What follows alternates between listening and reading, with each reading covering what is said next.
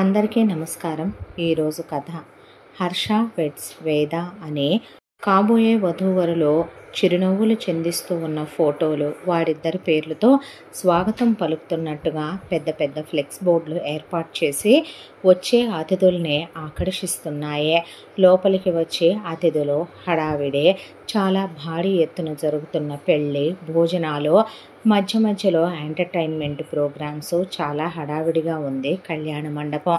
వేద తెగ మురిసిపోతోంది. తను కాబోయే భర్త, తన పెళ్ళి, తన వర్తమానం, భవిష్యత్తు జీవితం ఎంత ఆనందంగా ఉండబోతోందో అనే ఆనందంతో ఆమె బుగ్గలు ఎరిపెక్కిస్తున్నాయి చుట్టుపక్కల వాళ్ళు వేసే చెలోక్తులతో.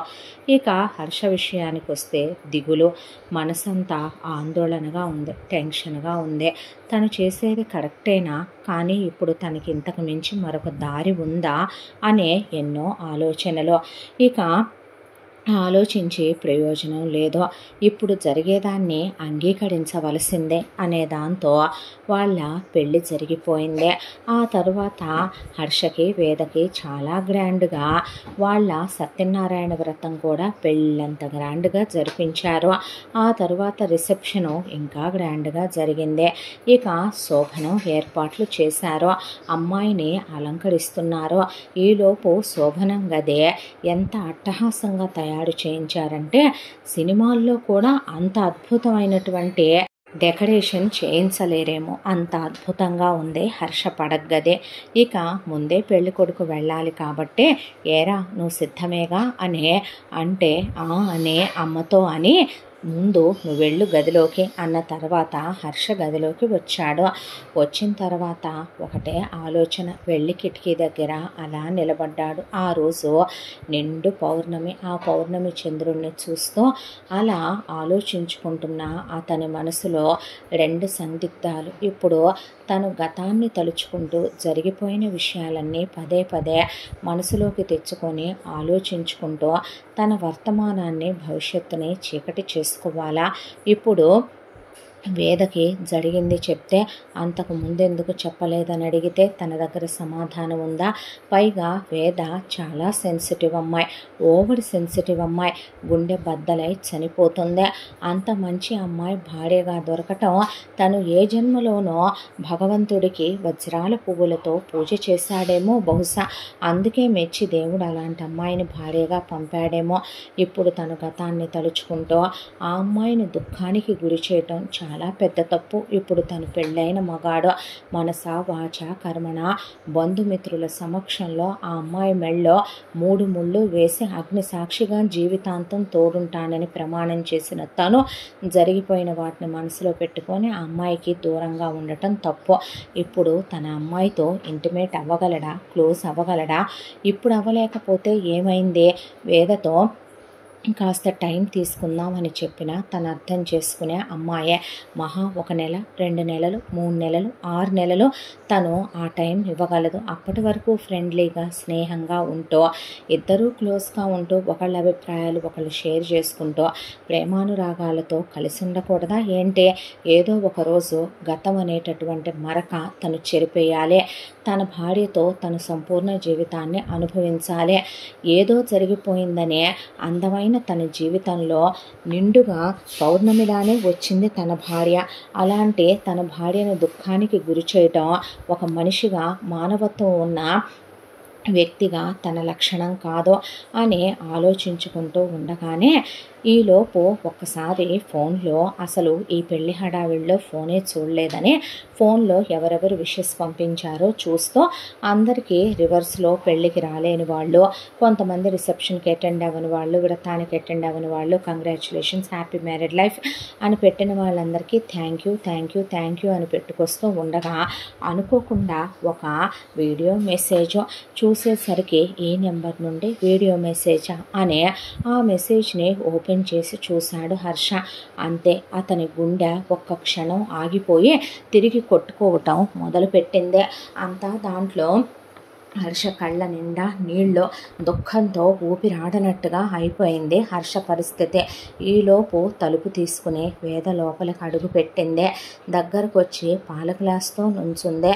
కన్నీళ్ళు కళ్ళని కమ్మేసి ఆ కన్నీళ్లతోనే బ్లర్గా ఉన్న ఆమె రూపాన్ని చూస్తూ పక్కకు తిరిగి కళ్ళు తుడుచుకొని తిరిగేసరికి ముగ్ధమోహన రూపం ఆమెదే.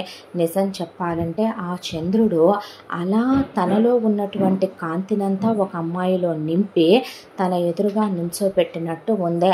ఎవరైనా సరే ఒక ఉప్పు కారం తినే మగాడు అలాంటి అందమైన అమ్మాయి ఎదురుగా ఉంటే వాడు తమాయించుకొని నిలబడటం అనేది వాడి మగతనానికే సవాలు విసరటం లాగా ఉంది తన భార్య.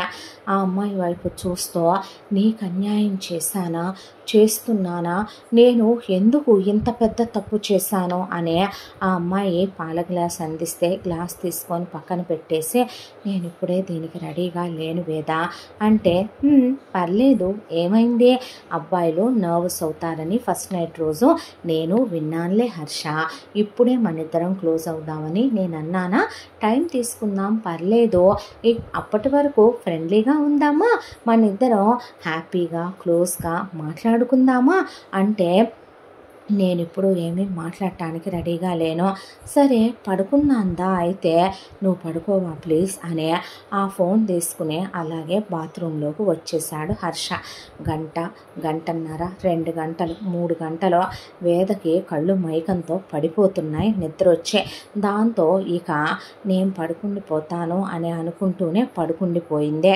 హర్ష మాత్రం బాత్రూంలో అలా షవర్ వదిలేసి ఆ షవర్ కింద కూర్చొని వెక్కిళ్ళు పెట్టి నోట్లో కర్చీఫ్ పెట్టుకొని ఏడుపు బయటికి వినపడకుండా ఇక అలా ముద్దగా తడిచిపోతూ గుండె బద్దలైపోతుందేమో అన్నట్టుగా వెక్కిళ్ళు పెట్టి ఏడుస్తూ ఇప్పటికిప్పుడు కిందకి వెళ్ళి కారు తీసుకొని వెళ్ళాలంటే నాన్న హాల్లోనే ఉండి ముక్కలుగా నరికేస్తాడనే దాంతో వెళ్ళలేక గది బయటికి వెళితే చుట్టాలున్నారనే, ఒకవేళ గదిలోకి వెళితే భార్య ఉంటుందనే అలా ఆ షవర్ కిందే కూర్చునే ఆలోచనలో అలా పరుగులు పెడుతూ కొన్ని సంవత్సరాల వెనక్కి గతంలోకి వెళ్ళిపోయాయి హర్ష ఆలోచనలు. హర్ష వాళ్ళ నానమ్మ తాతయ్య శకుంతల నారాయణ దంపతులు చాలా ఆదర్శ దాంపత్యం వారిదే. ఒక మంచి కులం గోత్రం ఉన్న కుటుంబం వారిదే. పరువు ప్రతిష్టలకి పెద్దపీట వేసే మనుషులు. అన్యోన్యమైన దాంపత్యంతో ఉన్న వీళ్ళిద్దరికీ స్థిరచరాస్తులకి ఏ లోటు లేదో. నారాయణ శకుంతల దంపతులకి మొదట హర్ష వాళ్ళ నాన్న శ్రీపతి కొడుకు. శ్రీపతి పుట్టిన కొంతకాలానికి వారికి ఒక కూతురు పుట్టింది. అమ్మాయి పేరు సరిత. మొదటి నుంచి శకుంతల నారాయణ దంపతులకి కాస్త ఆరోగ్యం బాగోదు. అది కాస్త శ్రీపతి పీజీ అయిపోయేసరికి బాగా పాడైపోయాయి ఇద్దరి ఆరోగ్యాలు. దాంతోనే వాళ్ళు వెంటనే కొడుక్కి పెళ్లి చేయాలి అని హర్ష వాళ్ళమ్మ లక్ష్మి నిజంగా లక్ష్మి కళతోనే ఉంటుంది, చాలా మంచిదే. ఆవిడ్నిచ్చి శ్రీపతి గారికి వివాహం జరిపించిన తర్వాత శ్రీపతి గారి పేరిట ఉన్న యావదాస్తిని రాసి నాయన శ్రీపతి బ్యాంకులో క్యాష్ ఇంత ఉంది, మనకి ఇన్ని స్థలాలున్నాయి, ఇన్ని పొలాలున్నాయి, ఇన్ని తోటలున్నాయి, ఇంత బంగారం ఉంది, మొత్తం నీకే అప్పచెప్తున్నాం, ఇల్లు వాకిళ్ళు మొత్తం ఉన్న అంతట్లో కూడా 80% నీకు 20% చెల్లాయికే. చెల్లాయి పేరు మీద మేమేమీ రాయలేదు, నీ మీద మా పెంపకం మీద మాకున్న నమ్మకం అది. ఆ 20% ఇచ్చి దానికి నువ్వెప్పుడు వివాహం చేయాలనుకుంటే అప్పుడు చెయ్యి అంటే ఏమిటి అప్పగింతలు నాన్న అంటే మా ఆరోగ్యం ఎప్పుడు ఎలా ఉంటుందో ఏం జరుగుద్దో తెలియదయ్యా అంటే అత్తగారు మామగారు ఆ మాట అనొద్దు, నేను వచ్చి నిండా 3 నెలలైనా కాలేదో, మీరు లేకపోతే మాకెవరు అండగా ఉంటారనే లక్ష్మి బాధపడితే నువ్వే ఇక నుంచి వాడిని చూసుకోవాలమ్మా, ఆడపడుచుని నెత్తి మీద పెట్టుకోమనో దోచిపెట్టమనో చెప్పే అత్తమావలం కాదు, కానీ హద్దుల్లో పెంచమ్మా, నీ సొంత చెల్లెలే అనుకో అని చెప్పి ఆ రాత్రికి పడుకున్న దంపతులిద్దరూ ఇక నెక్స్ట్ డేకి లేవలేదు. చుట్టాలు బంధువులు అంతా పోగై బిడ్డొచ్చిన వేళ గొడ్డొచ్చిన వేళ అనే లక్ష్మి పాదం పెట్టడంతో అత్తామామల్ని మింగేసిందని నానా మాటలు అన్నా లక్ష్మి పుట్టింటి వాళ్ళందరూ వచ్చి బాధపడుతుంటే లక్ష్మి దుఃఖపడుతూ కూర్చుంది. నా పాదం వల్లే ఇలా జరిగిందేమోనండి అంటే ఊరుకో లక్ష్మి అని శ్రీపతి గారు వచ్చి వచ్చిన చుట్టాలు బంధువుల్ని బుద్ధి జ్ఞానం అనేది ఒకటి ఏడవాలి.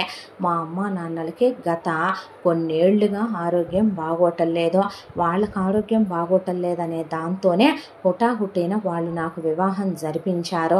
అలాంటిది ఇంటికి వచ్చిన కోడల్నే దుఃఖపెట్టే రకాలు మా అమ్మ నాన్నలే కాదు. వాళ్ళకి ఆయుష్ అయిపోయి వాళ్ళు పోతే దానికి నా భార్య మీద నింద వేయటువంటి బుద్ధి జ్ఞానాలు ఉండాలని ఆయన అన్న మాటతోనే అల్లుడు ఎలాంటి వాడో అత్తింటి వాళ్ళకి, భర్త ఎలాంటి వాడో లక్ష్మికి ఆ క్షణమే తెలిసిపోయిందే. అత్తమామల దశదిన కర్మకాండలు పూర్తయిపోయిన తర్వాత అప్పటికి ఆడపడుచుదే 10th క్లాసే కంప్లీట్ అయ్యింది. దాంతో లక్ష్మి, ఏమండి సరితని ఇంటర్మీడియట్లో జాయిన్ చెయ్యాలి కదో, అలాగే ఇక మీరు చేసేది వ్యవసాయమే కదండి, కావలసినవి కొన్నింట్లోకి ఉన్నాయి, టౌన్కి వెళ్ళి కొనుక్కొచ్చుకుందామా అని ఆవిడ అడిగితే, లేదు లక్ష్మి, నేను వ్యవసాయం చెయ్యట్లేదు, మనం ఇక్కడ ఉండట్లేదు, మరి ఏం చేస్తున్నారండి అంటే, నేనేమి ఉన్న స్థిరచరాస్తుల్ని కదిలించదలుచుకోలేదో, స్థలాలు లీజులకి ఇచ్చేస్తాను, పొలాలు కౌలుకి ఇచ్చేస్తాను, ఇంట్లో ఉన్న సామానన్ని ఓ పక్కకు సర్దిచ్చి బట్టలు కప్పిచ్చేసే, ఆ తర్వాత 2 గదులు ఖాళీగా ఉన్నాయి, ఎవరో ఒకళ్ళని దీపం పెట్టుకుని ఇల్లంతా శుభ్రం చేస్తూ ఉండమని చెప్పు, కరెంటు బిల్లు కట్టుకోమను, మనం ఇక్కడి నుంచి సిటీకి వెళ్ళిపోతున్నాం, సిటీలో నేను వ్యాపారం పెట్టబోతున్నాను, నాన్నగారు నా వాటాకి ఇచ్చిన క్యాష్లో నుంచి సగమే తీసి వ్యాపారం పెడుతున్నాను, చెల్లాయిది నేను రూపాయి ముట్టుకోలేదు, మనవి కూడా నేనేమి స్థిరచరాస్తులు కదలనివ్వట్లేదంటే, మీరు నాకు లెక్కలు చెప్పాలా ఏమిటండి అని అడిగితే, నువ్వు నా భార్యవి, నాలో సగానివే, నేను శ్రీపతిని అయితే నువ్వు శ్రీవి, శ్రీ అంటే లక్ష్మి కదా, సిరి సంపదలే కదా, నీకు చెప్పకుండా నేనేమీ చెయ్యను లక్ష్మి అని ఆయన అన్న మాటకే, మీ ఇష్టం, మీరేం చేయాలనుకుంటే అది చెయ్యండి, నువ్వు ఒక్క సాయం చేయవు అంటే చెప్పండి అంటే, వెంటనే మనం పిల్లల్ని కనొద్దు, నాకు వ్యాపారం అంటే పిచ్చి లక్ష్మి, వ్యాపారంలో సక్సెస్ సాధించాలి, దాన్ని ఎవరూ పెకిలించకుండా దాని వేర్లు బలంగా నేను నాటుకుపోయేంతగా దాన్ని సుస్థిరం చేయాలి, మనం మహా వ్యవసాయం చేస్తే 10 మందికి అన్నం పెట్టగలమేమో, అది మనం ఖరీదుకే మనం చేసేవి అమ్మగలమేమో, కానీ నేను ఒక వ్యాపారం పెడితే ఎన్నో వేల కుటుంబాలు బ్రతుకుతాయి, వాళ్ళకి జీవనాధారం చూపించిన వాడిని అవుతాను, ఆ ఒక్క సాయం చేయగలవా అని అడిగితే, ఏం మాట్లాడుతున్నారండి, రాముడు ఎక్కడుంటే సీతకు అక్కడే అయోధ్య, మీలాంటి ఉత్తములు భర్తగా దొరకటం నేను ఈ జన్మలోనూ చేసుకున్న అదృష్టం, మీరు కనమంటే కంటాను, వద్దంటే కనను, మీరు ఎప్పుడు కనమంటే అప్పుడే కంటాను, మాతృత్వం స్త్రీకి భగవంతుడిచ్చే గొప్ప వరం, ఆ వరాన్ని ప్రసాదించవలసిందే ఉత్తములైన మీలాంటి భర్త, నాకు మీరుండగా పిల్లలకేం కంగారు వచ్చింది, మీ ఇష్ట ప్రకారమే మీరు వేసే ప్రతి అడుగులో నేను మీ వెన్నంటే ఉంటానండి అంటే, ఆయనకి భార్య వైపు చూసి చాలా గర్వంగా అనిపించింది. ఆ తర్వాత భార్యని చెల్లెల్ని వెంట పెట్టుకుని ఇక్కడ ఉన్న చుట్టాలు బంధువులన్నా ఆయనకి చాలా తలనొప్పి, ఏది పడితే అది వాగుతారు, దాంతోనే సిటీకి సంసారం మార్చి ఒక అద్దెల్లు తీసుకుని ముందు కాపురం అక్కడ పెట్టి చెల్లెల్ని ఇంటర్మీడియట్లో జాయిన్ చేసి ఒళ్ళు దగ్గర పెట్టుకొని చదువుకో, అమ్మా నాన్నలు లేరని పిచ్చి వేషాలు వెర్రి వేషాలు వేస్తే నా గురించి బాగా తెలుసు, చరిత్రలో ఒకప్పుడు నాకు చెల్లెలు ఉండేది అనేలాగా ఉంటుంది నా వ్యవహారం తెలుసుగా అంటే, లేదన్నయ్య అంటే పిచ్చి వేషాలు వేయకుండా చక్కగా చదువుకోమ్మా అని చెప్పింది లక్ష్మి. లక్ష్మి ఆడపడుచునే కడుపు నిండా తిండి, కావలసిన బట్టలు, చక్కగా కాలేజీకి వెళ్ళి చదువుకుంటోందా లేదా, పక్కదారులు ఏమైనా పడుతోందా, ఫోనుల్లో అతి వ్యవహారాలు, అతి స్నేహాలు, బయట గాలికి తిరగటాలు ఇలాంటివి ఏమైనా చేస్తోందా అని ఒక కన్నేసి గమనిస్తూనే ఉండేది. ఇక శ్రీపతి వచ్చి వ్యాపారం పెట్టాడు. ఆ వ్యాపారంలో 3 సంవత్సరాల పాటు పగలు రాత్రి అనేది మర్చిపోయే ఎంత కష్టపడ్డాడో, అతనికి వెన్నంటి భార్య ఎంత తోడుగా ఉందో అది ఆయనకి ఆవిడకి మాత్రమే తెలుసు. రాత్రి ఏ టైంకి వచ్చినా భర్త వచ్చేంత వరకు భోజనం చేయకుండా కూర్చునే, వచ్చిన తర్వాత ఆయనకి భోజనం వడ్డించుకొని ఆయన తిన్న తర్వాత కాసేపు సరదాగా ఆ రోజంతా జరిగినే, ఏ టైంకి వచ్చినా ఒక అరగంట మాట్లాడుకునే, ఆ తర్వాత ఇద్దరు కలిసి అప్పుడు ప్రశాంతంగా పడుకునేవాళ్ళు. ఆయన కోసం ఆఫీసులో బిజీగా ఉంటే ఆవిడే స్వయంగా భోజనం అని టిఫిన్ అని తీసుకొని వెళ్ళటం, ఆయన ప్రతి విషయాన్ని పట్టించుకోవటం, ఆరోగ్యాన్ని నెగ్లెక్ట్ చేస్తాడని చూసుకోవటం, ఇలా చాలా అన్యోన్యంగా ఉన్న వాళ్ళిద్దరూ కలిసే అనుకోవాలేమో. బహుశా ఆయన వ్యాపారంలో చాలా పెద్ద సక్సెస్ సాధించాడు. కోట్లల్లో టర్నోవర్లు రావటం మొదలైన చాలా పెద్ద ప్యాలెస్ లాంటి భవంతి కట్టించుకున్నారు. నౌకర్లు, చాకర్లు, దానికి తోడు ఇక ఇంటి ముందు సెక్యూరిటీలు, కార్లు, పనివాళ్ళు, బ్యాంక్ బ్యాలెన్స్లు. ఒకవైపున ఉన్న నగలు చాలవని ఇంకా బోలెడన్ని నగలు భారీగా చేయించి స్థిరచరాస్తులు కొనటం మొదలుపెట్టి వాళ్ళుండేది చాలా ఖరీదైనటువంటి డబ్బున్న వాళ్ళుండే ఏరియా. ఆ ఏరియాలోనే ఆయన ఉండే ఆ స్ట్రీట్లోనే అమ్ముతున్నటువంటి ఒక 4-5 ఇళ్ళు, 2-3 విల్లాలు అలా కొనటం, అక్కడే ఇంకా ల్యాండ్లు అవి కొనటం, ఇలా వ్యాపారం మీద పడిపోయాడు ఆయన. ఆ తర్వాత మరొక 2 సంవత్సరాలు లక్ష్మి అని చెప్పి ఆయన పిల్లల్ని ఆపుకోమంటే మీ ఇష్టం అండి అన్నాక 5 సంవత్సరాలు వెరసి ఆయన వ్యాపారం పెట్టి ఎవరు కనీసం ఒక ఇటుక కూడా కదిలించనంత సుస్థిరంగా ఆయన వ్యాపారం విస్తరించేలా చేసుకొని కూకటి వేళ్లతో ఎవరూ పెకిలించలేని విధంగా స్ట్రాంగ్గా దింపేశాడు వ్యాపారంలో వేళ్లనే. దాంతో ఆయన ప్యాషన్ చూసి ఆవిడకే హ్యాట్స్ ఆఫ్ అనాలనిపించేదే. ఒకసారి ఆయన బిజినెస్ ట్రిప్ మీద ఫారెన్ వెళ్లాల్సి వచ్చింది. రెగ్యులర్గా వెళుతూనే ఉంటాడు ఆయన. కాకపోతే అలా వెళ్ళిన ఆయన వస్తూ చాలా ఖరీదైనటువంటి, చాలా వాల్యుబుల్ రత్నాలు పొదిగిన ఒక హారాన్ని తెచ్చి లక్ష్మి మెడలో పెట్టాడు. ఏమిటండి ఇది అంటే, మన వ్యాపారం మీద వచ్చిన మొదటి లాభం ఆ రోజే తీసి నీకోసం ఏదైనా కొనాలని దాచాను లక్ష్మి. అప్పటి నుంచి నేను ఏది తీసుకోవాలనుకున్నా నచ్చట్లేదురా నాకు, ఇది నాకు బాగా నచ్చింది అందుకే తెచ్చాను అని ఆవిడ మెడలో పెట్టి ముద్దాడాడు ఆవిడనే. ఆవిడ ఆనందానికి అవధుల్లేవో. ఈలోపు ఆడపడుచుదే డిగ్రీ కంప్లీట్ అయిపోయిందే. ఇక నిన్ను పై చదువులు చదివించాలనుకోవటం లేదు, వివాహం చేద్దామనుకుంటున్నాను. ఎవరినైనా ఇష్టపడ్డావా? ఇష్టపడితే చెప్పంటే అలాంటిదేమీ లేదన్నయ్య అని సరిత అన్నాక పెళ్ళిళ్ళ ప్యారే గారిని పిలిచి మంచి కుటుంబం నుంచి వచ్చే అబ్బాయిలు కావాలని ప్రొఫైల్స్ చూడటానికి, అబ్బాయి బాగుండాలి, సంస్కారం ఉండాలి, భార్యను కొట్టే తిట్టేవాడు, చెడు అలవాట్లు ఉన్నవాడు అయి ఉండకూడదు, మంచి కులగోత్రాలు ఉండాలి, మంచి అమ్మా నాన్నలు అయి ఉండాలి, అన్ని విధాల ఉత్తములైనటువంటి ఫ్యామిలీల్లో అబ్బాయిల్ని తెమ్మని చెప్తే మీ స్థాయికి మీ స్తోమతకి మీరు చెప్పాలా అని పెళ్ళిళ్ళ ప్యారే తీసుకొని వచ్చాడు సంబంధం.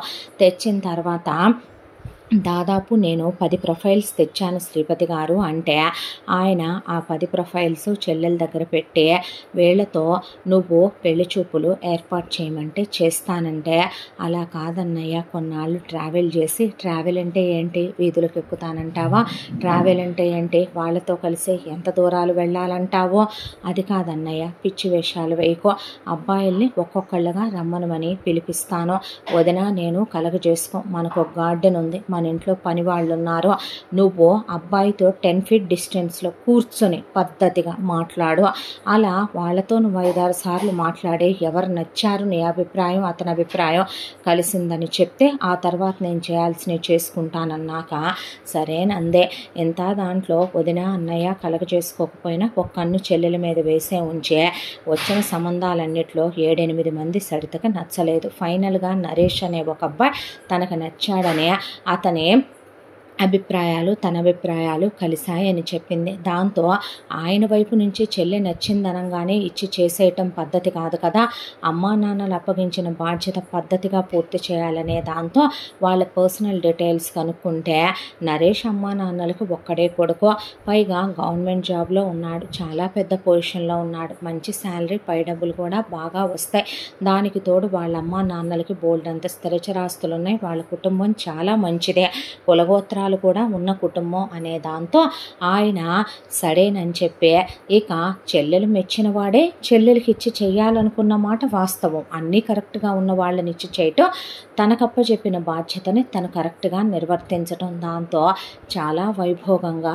చెల్లి పెళ్లి ఏర్పాట్లు జరిపించి వాళ్ళు కట్న కానుకలు ఇమ్మనమని అడగకపోయినా తల్లిదండ్రులు పెట్టమన్న 20% వాటా ఆస్తి చెల్లి పేరు మీదే రాసేసి ఇమ్మన్న క్యాష్ చెల్లి పేరు మీద అకౌంట్లో వేసేసి బాండ్ పేపర్స్ ఇచ్చే చెల్లెలకి పెట్టమన్న బంగారాన్ని పెట్టి మరీ ఇక చెల్లెల్ని అత్తారింటికి పంపించేశాడు.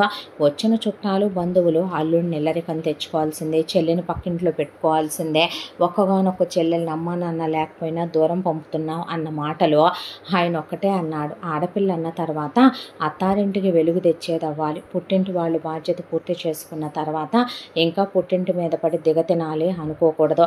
ఏ అన్నా కూడా చెల్లెలున్నా అక్కున్నా వాళ్ళ బాధ్యతలు పూర్తి చేసి వాళ్ళ అత్తిళ్లల్లో బాగుండాలి, భర్తలతో కాపురాలు చేసుకొని పిల్లల్ని కనాలనుకోవాలి. కానీ వచ్చే మన భార్యతో సమానంగా మన ఇంటి మీద పడి తినాలనుకోకూడదు. అన్నలకి తమ్ముళ్ళకి కూడా జీవితాలు ఉంటాయి కదా, బయట నుంచి వచ్చే వాళ్ళ భార్యలకి వాళ్ళ మీద ఎక్స్పెక్టేషన్స్ ఉంటాయి కదా అని మూయించి పంపాడు నోళ్ళు.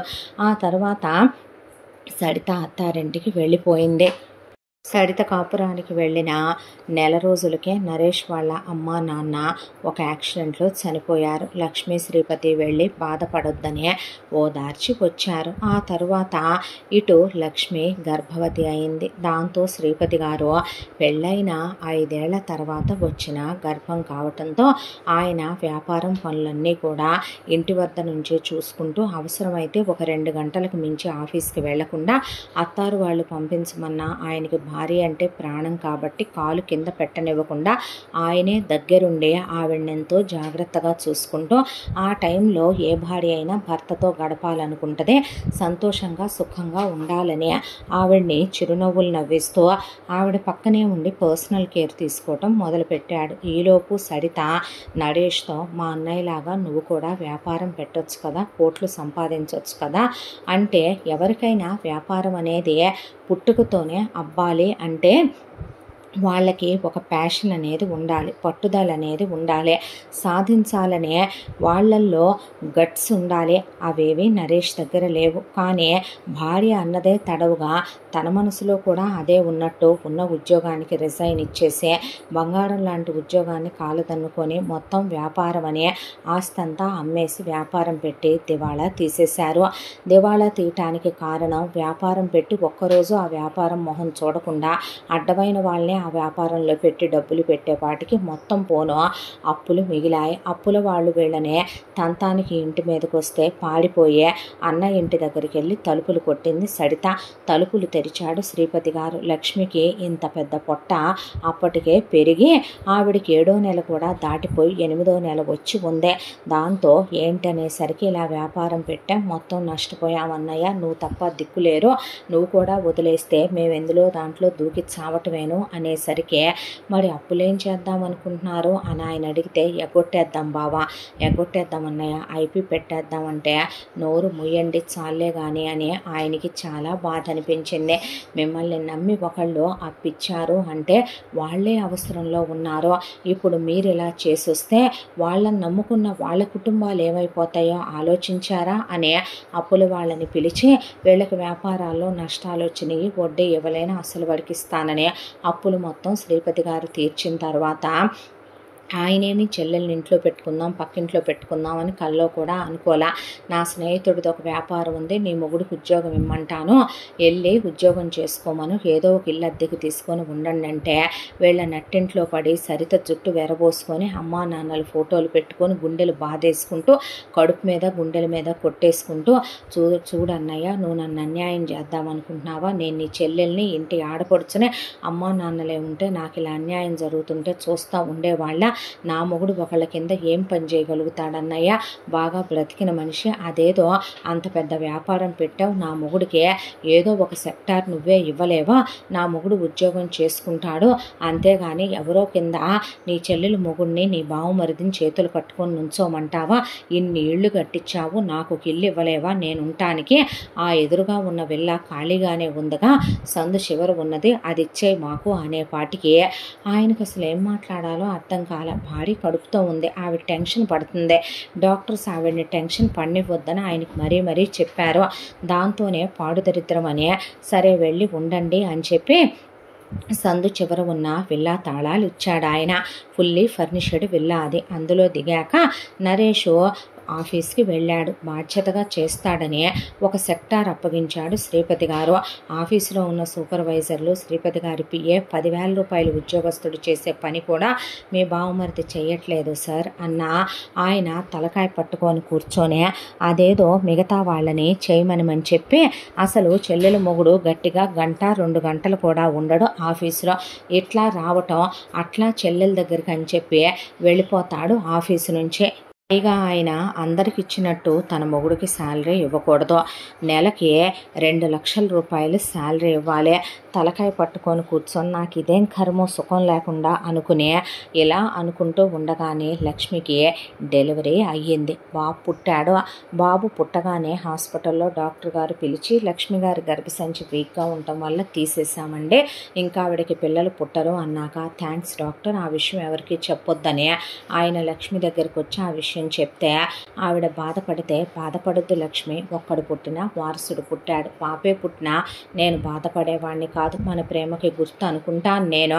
పిల్లలు భార్యాభర్తలకు ఎప్పుడూ కలిసి ఉండటానికి పరమావధి కాదు.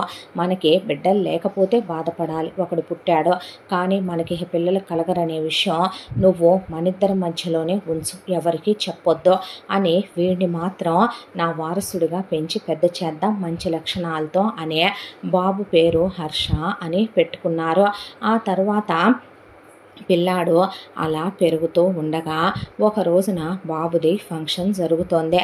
కరెక్ట్గా అదే టైంకి సరితకి వాంతులయ్యే ఆ తర్వాత నేను ప్రెగ్నెంట్ నోచ్ అని చెప్పి పుట్టింటి సీమంతాలు అత్తింటి సీమంతాలు అన్న మీదే తోసేసి కార్పొరేట్ హాస్పిటల్లో చేరే మొత్తానికి సరిత ఒక కూతుర్ని ప్రసవించింది. కూతురి పేరు మేధ అని పెట్టుకొని నీ కొడుక్కి పెళ్ళాన్ని కన్నానన్నయ్యోయ్ అనే పాటికి చాలే ఊరుకోవే అన్న తర్వాత పెద్దయ్యాక ఎవరు ఎలా ఉంటారో ఏంటో ఇప్పటి నుంచే మాటలెందుకు పిచ్చి మాటలు అనేసాడు ఆయన.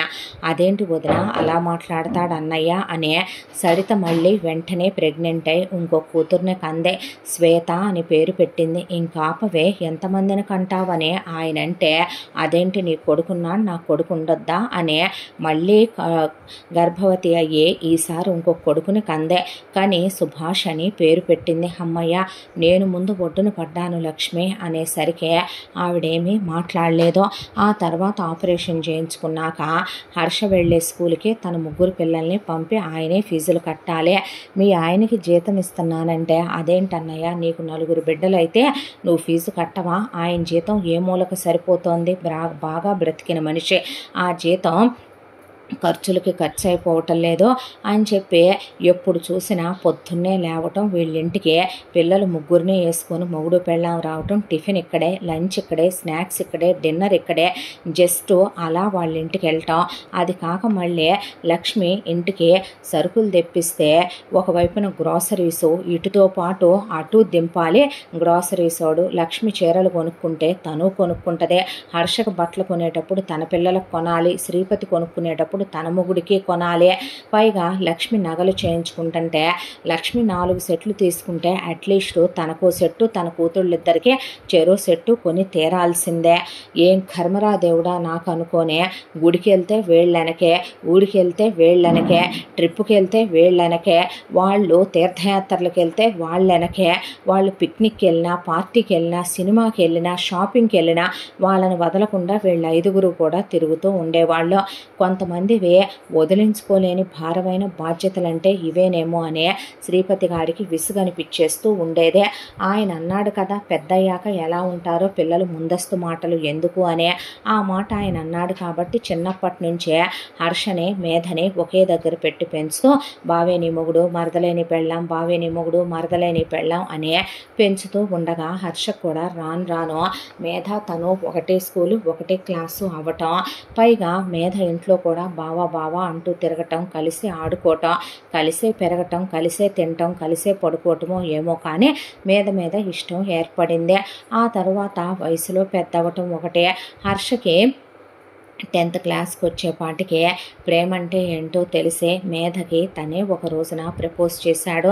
నువ్వు నాకు ఐ లవ్ యూ చెప్పటం ఏంటి బావా, పుట్టినప్పుడే మనిద్దరం 3 పెళ్ళాలో నీకోసం నేను పుట్టితే అని మేధ హర్షను కౌగిలించుకొని డీప్గా పెదవుల మీద ముద్దు పెట్టింది. ఆ రోజు నుంచే హర్ష మేధని ప్రాణం కన్నా ఎక్కువగా ప్రేమించేయటం మొదలుపెట్టాడు.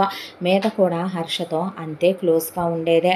ఇంత దాంట్లో హర్షకే తండ్రి అంటే భయం.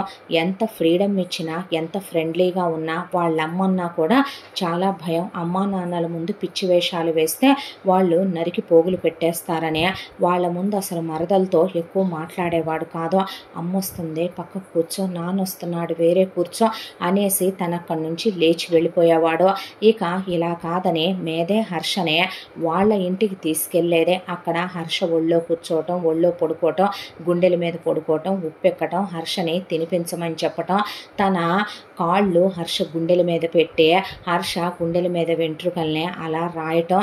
నా కాళ్ళు ముద్దు పెట్టుకో బావా, నా కాళ్ళకి నెయిల్ పాలిష్ అయ్యి నా గోరింటాకు పెట్టు, చూడు బావా ఎలా పండిందో, నా కాళ్ళకు పట్టీలు పెట్టు, తల్లో పువ్వులు పెట్టు అని చెప్పి హర్ష వాళ్ళ ఇంట్లో అలా కూర్చొని ఉన్నప్పుడు స్నానం చేసి టవల్ మీద అలా నిలబడితే ఏంటి ఈ వేషాలు అంటే, క్లోజ్ అవ్వాలనిపిస్తే అవ్వచ్చుగా, నేను వద్దన్నానా ఏంటి అంటే, అవ్వచ్చే, కాకపోతే నాన్న అమ్మకు తెలిస్తేనే నరికి పోగులు పెడతారు, పెళ్ళయ్యాక కలిస్తే ఆ ఫీలింగ్ వేరేలే అనేసేవాడు హర్ష. అంతా దాంట్లో వాళ్ళ అమ్మా నాన్నల మీద ఉన్న భయంతో.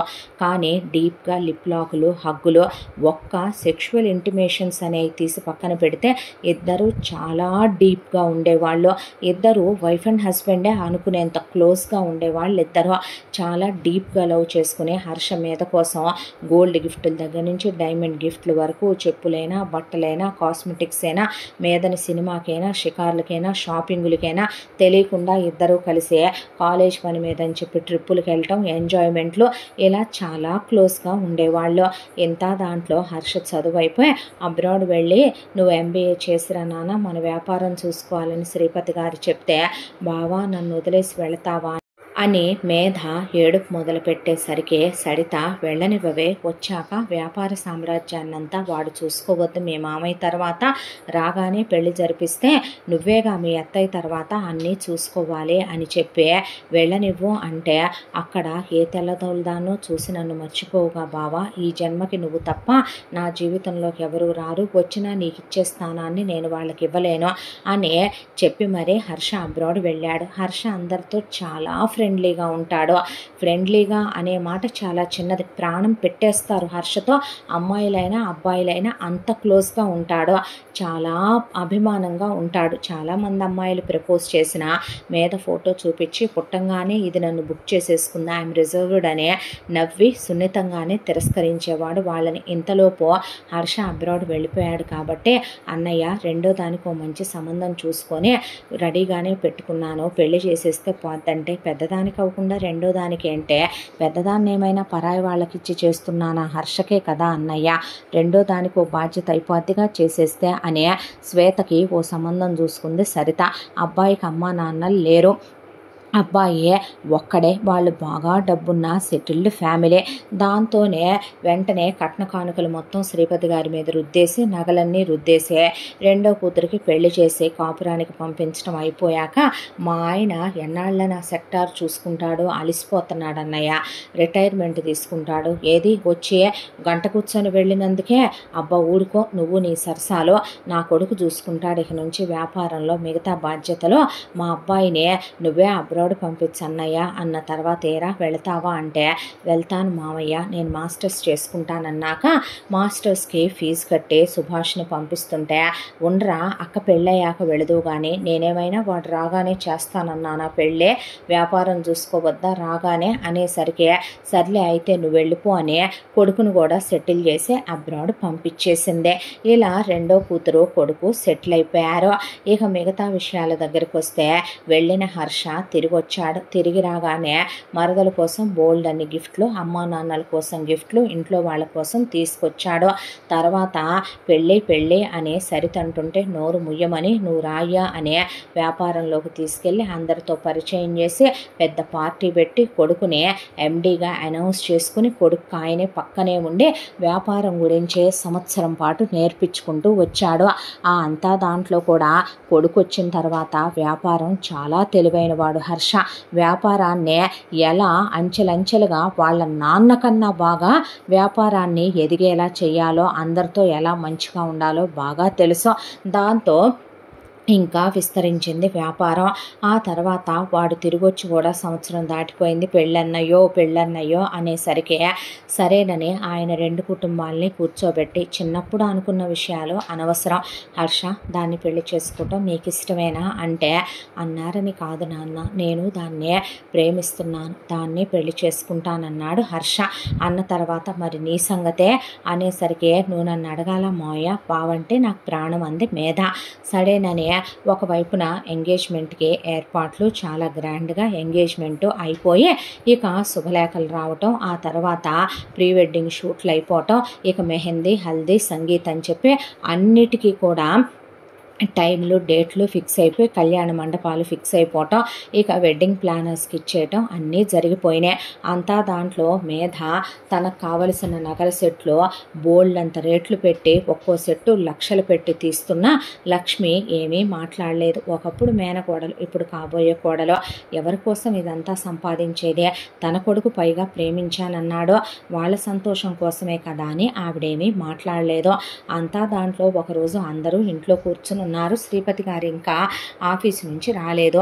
ఈలోపు లక్ష్మి ఒక 3-4 రోజుల క్రితం వాళ్ళ గోల్డ్ షాపులో ఆవిడ పాత నగలన్నీ ఇచ్చి మెరుపు పెట్టించి తెమ్మనమంటే, అతను నగలు తెచ్చిచ్చి చూసుకోండమ్మా అన్నీ కరెక్ట్గా ఉన్నాయో లేదో అంటే, ఆవిడన్నీ చూసుకుని కరెక్ట్గానే ఉన్నాయి, చాలా థ్యాంక్స్ అండి అన్న తర్వాత అందులో ఒక హారాన్ని చేతిలోకి తీసుకొని మేధ, అబ్బా ఎంత బాగుందో అత్త, ఈ నగలన్నీ నాకేగా నీ తర్వాత అంటే, ఆవిడ నవ్వేసి అసలేమీ మాట్లాడలేదు.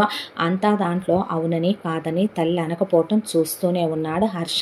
ఇప్పుడు ఎందుకు ఆ మాటలన్నీ, నీకు లేవా ఏంటి నగలు అన్న తర్వాత, నీ తర్వాత అన్న మాట తప్పుగా అనిపించింది హర్షకు కూడా. అంతా దాంట్లో అక్క పెళ్ళి అనేసరికి శ్వేత వచ్చింది. సుభాష్ రావటం కుదరదు, నాకు వీడియోలో చూపించండి పెళ్ళంటే, అక్కడే సరిత, నరేష్ కూడా కూర్చొనే ఉన్నారు.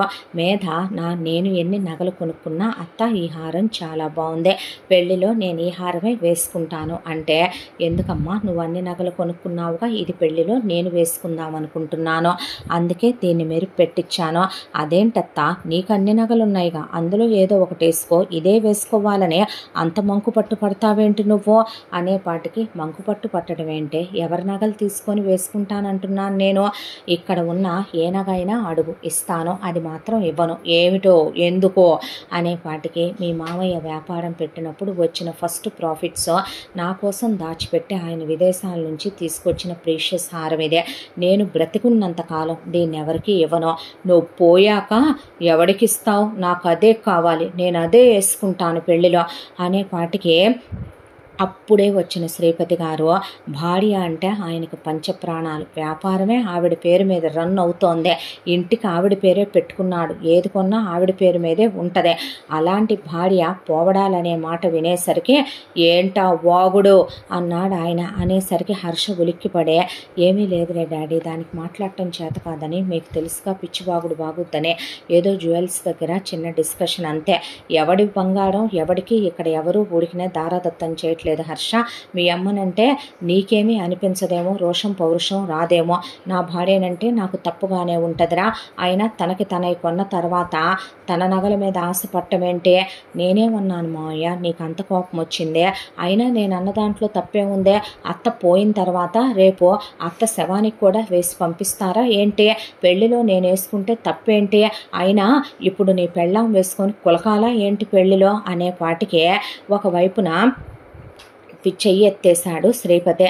చెయ్యి ఎత్తేసరికి హర్షకే కోపం వచ్చి, హర్ష ఒక్కటేసి మేధని నోరు ముయ్ అనేసరికి ఇక ఒకవైపున, ఎవరికి తెలియదు మీ బతుకులు, మా అక్కనే కొడతావా, ఎంత ధైర్యం ఎంత దమ్ము ఉంటే నువ్వు మా అక్క ఒంటి మీద చెయ్యేసావు బావా, ఏమోలేమనమని ఊరుకుంటున్నాను కానీ, అవును మా అక్క అందని కాదు నేనంటున్నాను, నీ బాబు వ్యాపారం పెట్టి వ్యాపారంలో ఏమేం చేస్తున్నాడు ఎవడికి తెలుసు, అయినా నీ బతుకు ఎవడికి తెలియదులే మావయ్య, మొదటి నుంచి నీకు నీ పెళ్ళానికి ఫస్ట్ ప్రయారిటీ ఇచ్చుకుంటావు, పెళ్ళాం కొంగుబట్టు తిరుగుతావు, ఇప్పటికీ పెళ్ళాంతో పడగదిలో కులకాలి, ట్రిప్పులకి వెళ్ళాలి, పెళ్ళానికి మల్లెపూలు దాటం, పెళ్ళానికి నోట్లో తినిపించడం, పెళ్ళానికి కాళ్ళ గోల్డ్ రంగులేయటం, నువ్వు నీ వేషాలు నీ వెకిలితనాలు ఎవడికి తెలియదని ఒక థర్డ్ గ్రేడ్ చీప్ లేడీ లాగా ఇది బిహేవ్ చేయటం, ఒక వల్గర్ ఫెలో లాగా నువ్వు బిహేవ్ చేయటం, మీ బతుకులు మీరును అనే పాటికే అంతా దాంట్లో లక్ష్మి ఎంతైనా ఆయన భర్త.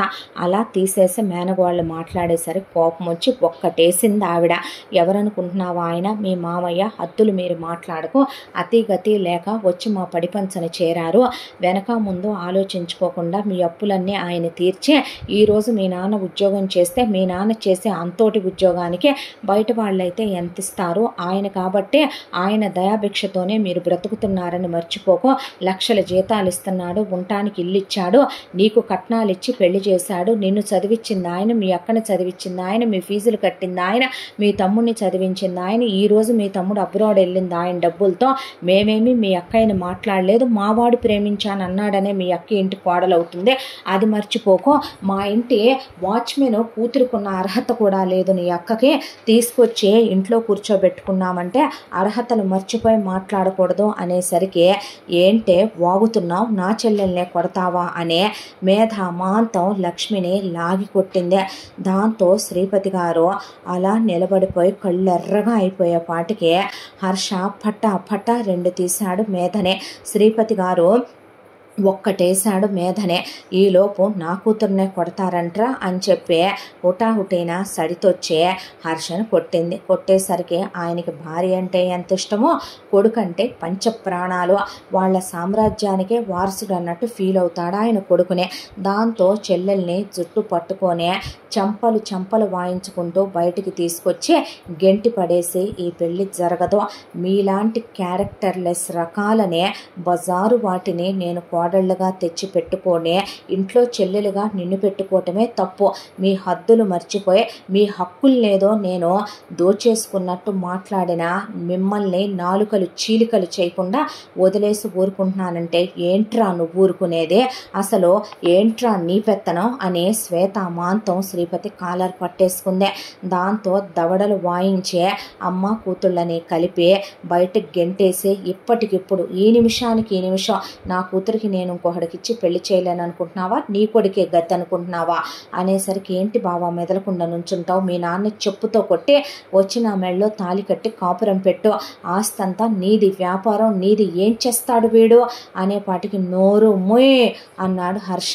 అనేపాటికి వాళ్ళు ఒకటేనంటే పదవై వెళదాం, ఎక్కడికే వెళ్ళేదే, నీ ఒంటి మీద బట్టలు కూడా నేనేసిన భిక్షేనే ముష్టిదానా, ఈ రోజు నుంచి నా వ్యాపారంలో నీ మొగుడు, నా ఇంట్లో నువ్వు ఉండటానికి వీల్లేదు, ఈ రోజుతో నా రక్త సంబంధాన్ని నేను పూర్తిగా తెంచేసుకొని నువ్వు చచ్చావు అనుకుంటున్నానని ఆయన నెత్తి నీళ్లు పోసేసుకొని ఆ తర్వాత వాచ్మెన్ని ముందు వెళ్ళి మందా వెళ్ళాకే డోర్లు మూసేసి తాళాలేసిరా, కట్టు బట్టలతో వెళ్ళాలి నువ్వు బయటికి, నేను లేందే నీ బ్రతుకేంటనేది నువ్వు మర్చిపోయి హద్దులు మీరి మాట్లాడావు. ఈ రోజున నువ్వు వేసుకునే నగలు నావి, తినే తిండి నాది, ఉండే ఇల్లు నాదే, నీ మొగుడు ఉద్యోగానికి వచ్చే కనీసం 10,000 రూపాయలు ఉద్యోగస్తుడు చేసే పని చేయకపోయినా లక్షల్లో తిన్నారు కదవే జీతాలు వంక పెట్టుకొని, నడవ్వే బయటికి. నిజం, నా ఇంటి వాచ్మెన్ కూతుర్ని చేసుకున్నా, స్కావెంజర్ కూతుర్ని చేసుకున్నా ఒక విలువ ఉంటుంది, నీ కూతుర్ని చేసుకుంటే ఈ రోజే నా భార్య పోవాలంటుంది నీ కూతురు, రేపొద్దున అది ఇంకేం చూస్తుంది నా పెళ్ళాన్ని, నన్ను కర్మకాలి నేను ముందు పోతే దాన్ని, అది ముందు పోతే నన్ను, ఇదా చూసేదే.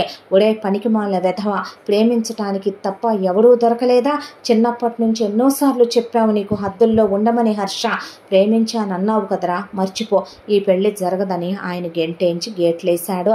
హర్ష కళ్ళల్లో నీళ్లతో వెళ్ళి ముందు డోర్ వేసేసుకునే ఒక 3 గంటలు షవర్ కింద నిలబడిపోయి హర్షకేమీ అర్థం కాలేదు.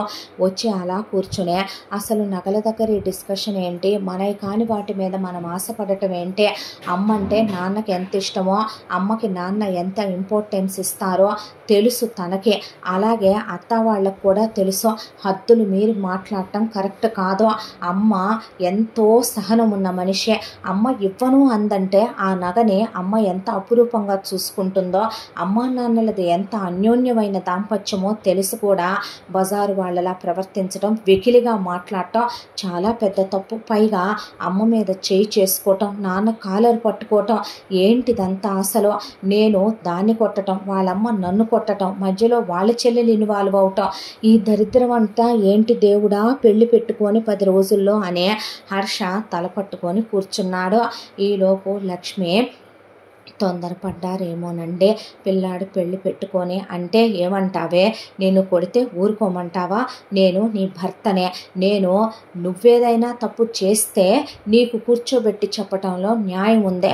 వాళ్ళు అలా ఎంతసేపటి నుంచి మాట్లాడుతుంటే ఊరుకున్నాను లక్ష్మి. పిల్లాడు ప్రేమించానన్నాడండి. ప్రేమించానన్నాడు కాబట్టే ఊరుకున్నానండి. చాలాసేపు అన్నాక అది కాదండి అంటే నేను మగాడినేనండి. నా భార్య విషయంలో నీకు తెలుసు ఎవరేమన్నా టాలరేట్ చేయనని లక్ష్మి అని ప్రేమించానన్నాడు కదా, మర్చిపోతాళ్లే, ప్రేమే కదా అని ఆయన లోపలికి వెళ్ళిపోయాడు. ఆవిడ తర్వాత హర్ష గదిలోకి వెళ్ళి బాధపడకు నాన్న అని చెప్తే, అది కాదమ్మా, ఏం జరిగిందో ఏం అర్థం కావటం లేదు, ఎందుకమ్మా ఇదంతా జరిగిందే అనేసరికి, నువ్వు తొందరపడకో, నాన్నగారు ఉన్నారు కదా, ఇప్పుడు నువ్వు ఏమాత్రం తొందరపడ్డా నాన్నగారి మనసుకి ఇంకా పెద్ద గాయం చేసిన వాడివవుతావు హర్ష. ఆయన పంతమా కొడుక, పంతమా భార్య, పంతమా లేదా సెల్ఫ్ రెస్పెక్టా అంటే ఆయన పంతానికి సెల్ఫ్ రెస్పెక్ట్కే పెద్దపీట వేసే మనిషి. చాలా పెద్ద తప్పు చేశారా మీ నాన్నగారు. వాళ్ళనే అంతలా చూస్తే ఆయన అలా చేయటం కరెక్ట్ కాదనే ఆవిడ అనేసరికి హర్షేం మాట్లాడలేదు. ఆ తర్వాత ఇక మళ్ళీ హర్షకి ఫోన్ మీద ఫోన్ చేసింది బయటికి వెళ్ళిన మేధ. బావా ఐఎమ్ రియల్లీ సారీ అంటే, పిచ్చి పట్టిందా నీకు, మీ అమ్మకి, మీ చెల్లెలకి?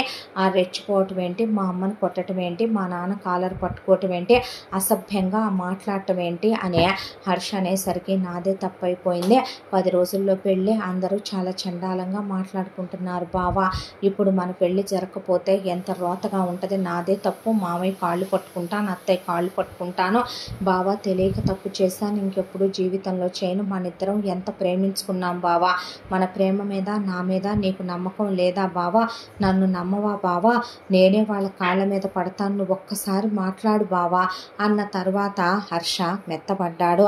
ఇలా నెల రోజులు ఫోన్లు చేయటం, హర్షని బయట కలవాలని తాపత్రయపడటం, మెసేజ్లు పెట్టడం, ఏడవటం, ఒకవైపున వీడియో కాల్స్ చేయటం, వీడియో మెసేజ్లు పంపటంతో మెత్తపడ్డ హర్ష వాళ్ళ నాన్న దగ్గరికి వెళ్ళి, నాన్నగారు ఒక్కసారి ఆలోచించవచ్చు కదండి అన్న మాటకి, ఏమండే మారానంటోందిగా అనే పాటికి సిగ్గు విడిచేశారేమిటే మీ ఇద్దరు, తల్లి కొడుకులు ఇద్దరూ కలిసే. అసలు మనిషి అన్న తర్వాత మనిషి జన్మెత్తితే రోషం పౌరుషం ఉండాలి, తెలిసి అలాంటి వాళ్ళని ఇళ్లల్లో చేర్చుకున్నానని నా చెప్పుతో నేను రోజు కొట్టుకుంటున్నాను, మీరు జీవితాల్లోకి ఎలా తెచ్చుకుంటారో హర్ష, తన్ని కరెక్ట్ కాదో, నువ్వు మూసేయాలి ఇంకా నోరు అనే పాటికి, అది కాదు నాన్న, ఏంట్రా ప్రేమ అనే పాటికి, ఏమండి అని ఆవిడ ఆపేసే లోపు, ఇలా అవ్వదలేమనమని చెప్పి మేధే డైరెక్ట్గా వచ్చే, నీ కాళ్ళు పట్టుకుంటాను మావయ్య, ఐఎమ్ సారీ అత్తయ్య అని తొందరపడ్డానని చెప్పిన తర్వాత, లక్ష్మి ఒక్కసారి ఆలోచించవచ్చు కదండి, నోరు ముయ్యంటే, డాడీ ప్లీజ్ అన్నా, ఇంకేం మాట్లాడొద్దు హర్ష, ఒక విషయం చెప్పనంటే, ఇప్పుడు నువ్వు ఎందుకు వచ్చావో, మిమ్మల్ని ఇంట్లోంచి గెంటేశాను, ఇక్కడి నుంచి ఇదివరకు ఇట్లా లక్షల్లో ప్రాఫిట్లు పొందలేరు, పైగా నగలు డబ్బులు ఏది ఇదివరకు దొరికినంత దొరకో, వీధిలో నుంచున్నారు, ఇప్పుడు నిన్ను చేసుకునే మగాడు నా కొడుకు లాంటి బంగారు బాతు ఇంకొకడు దొరకడు, మీలాంటి వాళ్ళు ఏంటో తెలుసా, అందితే జుట్టు, అందకపోతే కాళ్ళు, ఎంతకైనా తగిపోయిన వాళ్ళే, నీ అమ్మ లాంటి దాన్ని నా తోబుట్టువని చెప్పుకోవాలంటేనే అసహ్యం వేస్తుందే, పెద్ద చిన్న మర్చిపోయే, ఒక్క నగ గురించి నువ్వు ఎంత పెద్ద పెద్ద మాటలు మాట్లాడావో, నీలాంటి దాన్ని ఇంటి కోడల్ని చేసుకుంటే ఈ ఇంటి పరువు, ఈ ఇంటికి గతి పట్టుద్దో నాకు బాగా తెలుసు, జీవితంలో మళ్ళీ మీ ముఖాలు చూపించొద్దు, నేను బావ ప్రేమించుకున్నాం మావయ్య, ఎలా దూరం చేస్తావు మావయ్య, ఇప్పుడు ఇంకొకళ్ళని బావ ఎలా చేసుకుంటాడు మావయ్య, సభాష్, నేను చేయాల్సింది నాకు బాగా గుర్తు చేశావని వాచ్మెన్ ముందు గెంట్ అవతల పడే వెళ్ళే అని చెప్పి ఆయన, డాడీ ప్లీజ్ డాడీ అంటే నోరు ముయ్యరా, నువ్వు దాన్ని మర్చిపోవాలి హర్ష, వేషాలు వేస్తే నేను అస్సలు ఊరుకోను. ఒక్కటేరా నీకు ఫైనల్గా చెప్తున్నాను, అమ్మా నాన్న కావాలనుకుంటే దాన్ని మర్చిపోయి వదిలేయాలి, లేదు అదే కావాలనుకుంటే మమ్మల్ని మర్చిపోయి ఈ నిమిషమే వెళ్ళిపో. నువ్వు పుట్టలేదనుకుంటాం, పురుట్లోనే పొయ్యావు అనుకుంటాం, ఆస్తిలో నుంచి చిల్లి గవ్వ కూడా నీకు పెట్టిన హర్ష, నేను ఓపెన్గా చెప్తున్నాను, నీ బ్రతుకు నువ్వు ఉద్యోగం చేసుకుంటూ బ్రతుకుతావో, అడుక్కు తిని బ్రతుకుతావో వెళ్ళిపో. అలాంటి దాన్ని కోడలిగా మాత్రం నేను బ్రతికి ఉండగా నేను యాక్సెప్ట్ చేసేది లేదు. అసలు ఇదంతా తప్పు నాదే. ఎంత సంఘటన జరిగిన తర్వాత అదే నాకు చిటికెలు వేసి కూతురికి వారం తిరగకుండా పెళ్లి చేస్తానని వెళ్ళిందే. అదేదో నేను నీకు చెయ్యికే కదూ వచ్చిన తిప్పలో, ఇప్పుడే వెళ్ళి మాట్లాడతాను నీకు సంబంధం. అమ్మ ప్లీజ్ నాన్న నాగమనమ్మ అంటే, ఏమండి నేను ఈ విషయంలో ఎవరి మాట విన్ను, నోరు మోయి నువ్వు కూడా. అదేంటండి ఇప్పటిదాకా నేను మీ ఇద్దరిని ఏం అనాలనుకోలేదు లక్ష్మి, నేను అనేలా మీరే చేసుకుంటారనే. ఆయన అప్పటికప్పుడు కారు వేసుకొని వెళ్ళి ఆయన స్నేహితుల దగ్గర కూర్చొని జరిగిన విషయం అంతా చెప్పి మా అబ్బాయికి ఇప్పటికిప్పుడు పెళ్లి చేయటానికి ఓ సంబంధం కావాలని అడిగితే, ఆయన స్నేహితుల్లో ఒక ఆయన మీ ఇంటికి కోడలవ్వాలంటే ఏ పిల్లకైనా రాసి పెట్టుండాలి, నాకు తెలిసిన ఒక సంబంధం ఉందే, అమ్మాయి వాళ్ళది చాలా మంచి కుటుంబం, అమ్మాయి వాళ్ళ క్యాస్ట్ మీకు అటు ఇటుగా ఉన్న క్యాస్టే, పిల్లలు 2 ఆడపిల్లలు, అందులో చిన్నమ్మాయికి కొంచెం క్యూరియాసిటీ ఎక్కువ, కానీ కొంచెం అతిగా దేంట్లోకైనా లోతుల్లోకి వెళ్ళి తెలుసుకోవాలనుకుంటుంది. బట్ రెండో అమ్మాయి కూడా మంచిదే, వాళ్ళ పిల్లలు బాగా చదువుకున్నారు, దట్టు అందులో పెద్ద అమ్మాయి పేరు వేద, చూడటానికి అపరంజి బొమ్మలాగా ఉంటుంది. అమ్మాయి ఫోటో ఇదిగో, వాళ్ళ నాన్న గవర్నమెంట్ లెక్చరర్గా వర్క్ చేస్తున్నాడు, వాళ్ళమ్మ హౌస్ వైఫేనో, కోటీశ్వర్లు కాకపోయినా అడుక్కు తినే ఫ్యామిలీ అయితే కాదు వాళ్ళదే, చాలా మంచి కుటుంబం. పిల్ల సాంప్రదాయానికి ఎంత పెద్ద పీట వేసుద్దంటే ఈ రోజుకి కూడా ఇలాంటి ఆడపిల్లలు ఇంకా ఉన్నారా ఈ కలియుగంలో అనేలా ఉంటుంది. పూజ పునస్కారం, పెద్దలంటే గౌరవం, కలిసిపోయే నేచరు, మంచితనం, అహంకారం విసుమంతైనా ఉండదు. పిల్ల ఓవర్ సెన్సిటివ్, చాలా సున్నితంగా ఉంటుంది, అసలు గట్టిగా గొంతెత్తి కూడా మాట్లాడదు, ఎంతో పద్ధతి, ఎంతో వినయ విధేయతలో ఒక పర్ఫెక్ట్ అమ్మాయి అసలు ఉందా అంటే ఆ అమ్మాయిని ఎగ్జాంపుల్గా చూపించే తర్వాతే నా కూతుళ్ళ గురించి చెప్తాను నేనని. ఆయనంటే అలాంటి సంబంధం ఎందుకు వదిలేసుకుంటామని ఇంటికి వచ్చి ఆయన లక్ష్మి రెడీ అవ్వని అప్పటికప్పుడు లక్ష్మిని తీసుకొని శ్రీపతి గారు వేద వాళ్ళ ఇంటికి వెళ్ళారు. వీళ్ళ గురించి ముందే ఈయన స్నేహితుడు అక్కడ చెప్పి ఉండటం, ఆయన కూడా రావటంతో లక్ష్మీ శ్రీపతి గారుల పరిచయాలు అయిపోయాక అమ్మాయిని చూపిస్తే కుందన బొమ్మలాగా ఉంది పిల్ల. చదువు, సంస్కారం, వినయ విధేయతలు, వాళ్ళ కుటుంబం వీళ్ళకి ఎంతో నచ్చాయి. అసలు వేద వాళ్ళమ్మ నాకెందుకు సొంత చెల్లెలు అవ్వలేదు, ఆయన ఎందుకు నాకు సొంత బావమరిది అవ్వలేదు అనుకున్నాడు శ్రీపతి గారు. వాళ్ళ కుటుంబం, మనుషులు, చిన్నమ్మాయి చలాకీగా హుషారుగా ఉన్న, పెద్దమ్మాయి ఎంత నెమ్మదే, ఎంత వైనం ఉంది, వాళ్ళకి పిచ్చి పిచ్చిగా నచ్చేసింది ఆ సంబంధం. వేద ఒకసారి హర్షతో మాట్లాడతాను అని అంకుల్ ఆంటీ అని ఎంతో వినయంగా అడిగితే, అలాగేనమ్మా రేపే మాట్లాడదుగానే అని చెప్పి ఇంటికి వచ్చే అమ్మాయి ఫోటో హర్ష మొహం మీద పడేసి, నీలాంటి వాడికి అమ్మాయి దొరకటమే చాలా పెద్ద అదృష్టంరా, నువ్వు నీ మరదలితో ప్రేమాయణాలు సాగించేటప్పుడు నువ్వు ఎక్కడి దాకా వెళ్ళావో నాకు తెలుసు హర్ష. ఒక అబ్బాయి ఫిజికల్గా ఒక అమ్మాయితో క్లోజ్ అవ్వనంత మాత్రాన ఫీలింగ్స్ పెంచుకొని రొమాంటిక్గా క్లోజ్ అవుతూ అమ్మా నాన్నలో తాట తీస్తారని హద్దుల్లో ఉన్న కొడుకుల్లాంటి వాడివే నువ్వు కూడా. నువ్వేమీ స్పెషల్ అని నేను అనుకోను, బట్ కానీ ఆ అమ్మాయి నిజంగా స్పెషలే. ఆ అమ్మాయి చాలా సెన్సిటివ్రా, ఆ అమ్మాయి చాలా మంచిదే. ఈ చెత్త బ్లా బ్లా బ్లా సొల్లు సోది అంతా అమ్మాయి దగ్గర నువ్వు చెప్పావంటే నాలో మరో మనిషిని చూస్తావు హర్ష. నేను ఈ విషయాలేమీ అమ్మాయికి చెప్పాలనుకోలేదు. నాకు సంబంధించినంత వరకు ఇదంతా చెత్త సోదే. ఆఫీసులో నువ్వే అంటావుగా డీక్లటరింగ్ చేసేయాలి డాడీ, ఆఫీసులో ఉన్న చెత్త చెదారం ఫైళ్ళు అన్నీ ఎప్పుడెప్పుడు శుభ్రం చేసి ట్రాష్లో పడేయాలని, అలాగే నీ మరదలు అనే చెత్తను కూడా నువ్వు ట్రాష్లో పడేసి ఆ అమ్మాయితో నువ్వు ఇవేవి చెప్పకుండా చాలా నార్మల్గా ఫ్రెండ్లీగా ఫ్రీగా మాట్లాడి రావాలి. లేదనుకో నా గురించి నీకు బాగా తెలుసురా, నా కొడుకు ఒకప్పుడు ఉండేవాడు అని నీ ఫోటోకి దండేసి కూర్చుంటాను హర్ష నేను. ఆ అమ్మాయి చాలా మంచిదే, వెళ్ళి కలిసి మాట్లాడరా, రేపు ఇక్కడ ఉంటుంది అమ్మాయి అన్న తర్వాత హర్ష నెక్స్ట్ డే వెళ్ళాడు. నిజంగా చూడగానే వేదనే తన్మయత్వంతో ఒక్క క్షణం పాటు కళ్ళు తనని తానే నియంత్రించుకోలేము అన్నట్టుగా చూడటం మొదలుపెట్టాయి. ఆ తర్వాత కూర్చుంటే ఆ అమ్మాయి సెల్ఫ్ రెస్పెక్టు తనకు నచ్చేసిందే. ఆ అమ్మాయి చదువుకున్న చదువు, ఆ అమ్మాయి క్రమశిక్షణ, ఆ అమ్మాయి అందం, ఆ అమ్మాయి గుణం అసలు ఒకటి కాదు. నిజంగా తన లైఫ్లో తన మరదలే లేకుండా ఉండుంటే కళ్ళు మూసుకొని వేదని ఓకే చేసేసి పెళ్లి చేసుకోవచ్చు. తను అంత నచ్చేసిందే ఆ అమ్మాయే. అయితే చెప్తాం నిజమని పెదాల దాకొచ్చే వాళ్ళ నాన్న గుర్తొచ్చి వాళ్ళ నాన్న ఎంత సీరియస్ మనిషో తెలిసే నోరు మూసేసుకొని చాలా నార్మల్గా మాట్లాడి వచ్చాడు. ఆ తర్వాత కూడా ఒక 15 రోజులు ఇద్దరు ఫోన్లు మాట్లాడుకున్న ఆ అమ్మాయితో చాలా నార్మల్గా మాట్లాడకపోతే తాట ఒలిచేస్తాననే శ్రీపతి గారు చెప్పటంతో చాలా నార్మల్గా మాట్లాడాడు హర్ష. ఆ తర్వాత వెంటనే ఆ అమ్మాయి హర్ష నచ్చాడని చెప్పటం, ఇరు కుటుంబాలు ఓకే అనుకోవటం, వెంటనే ఎంగేజ్మెంట్ అయిపోయిన వెంటనే పెళ్లి ఏర్పాట్లు.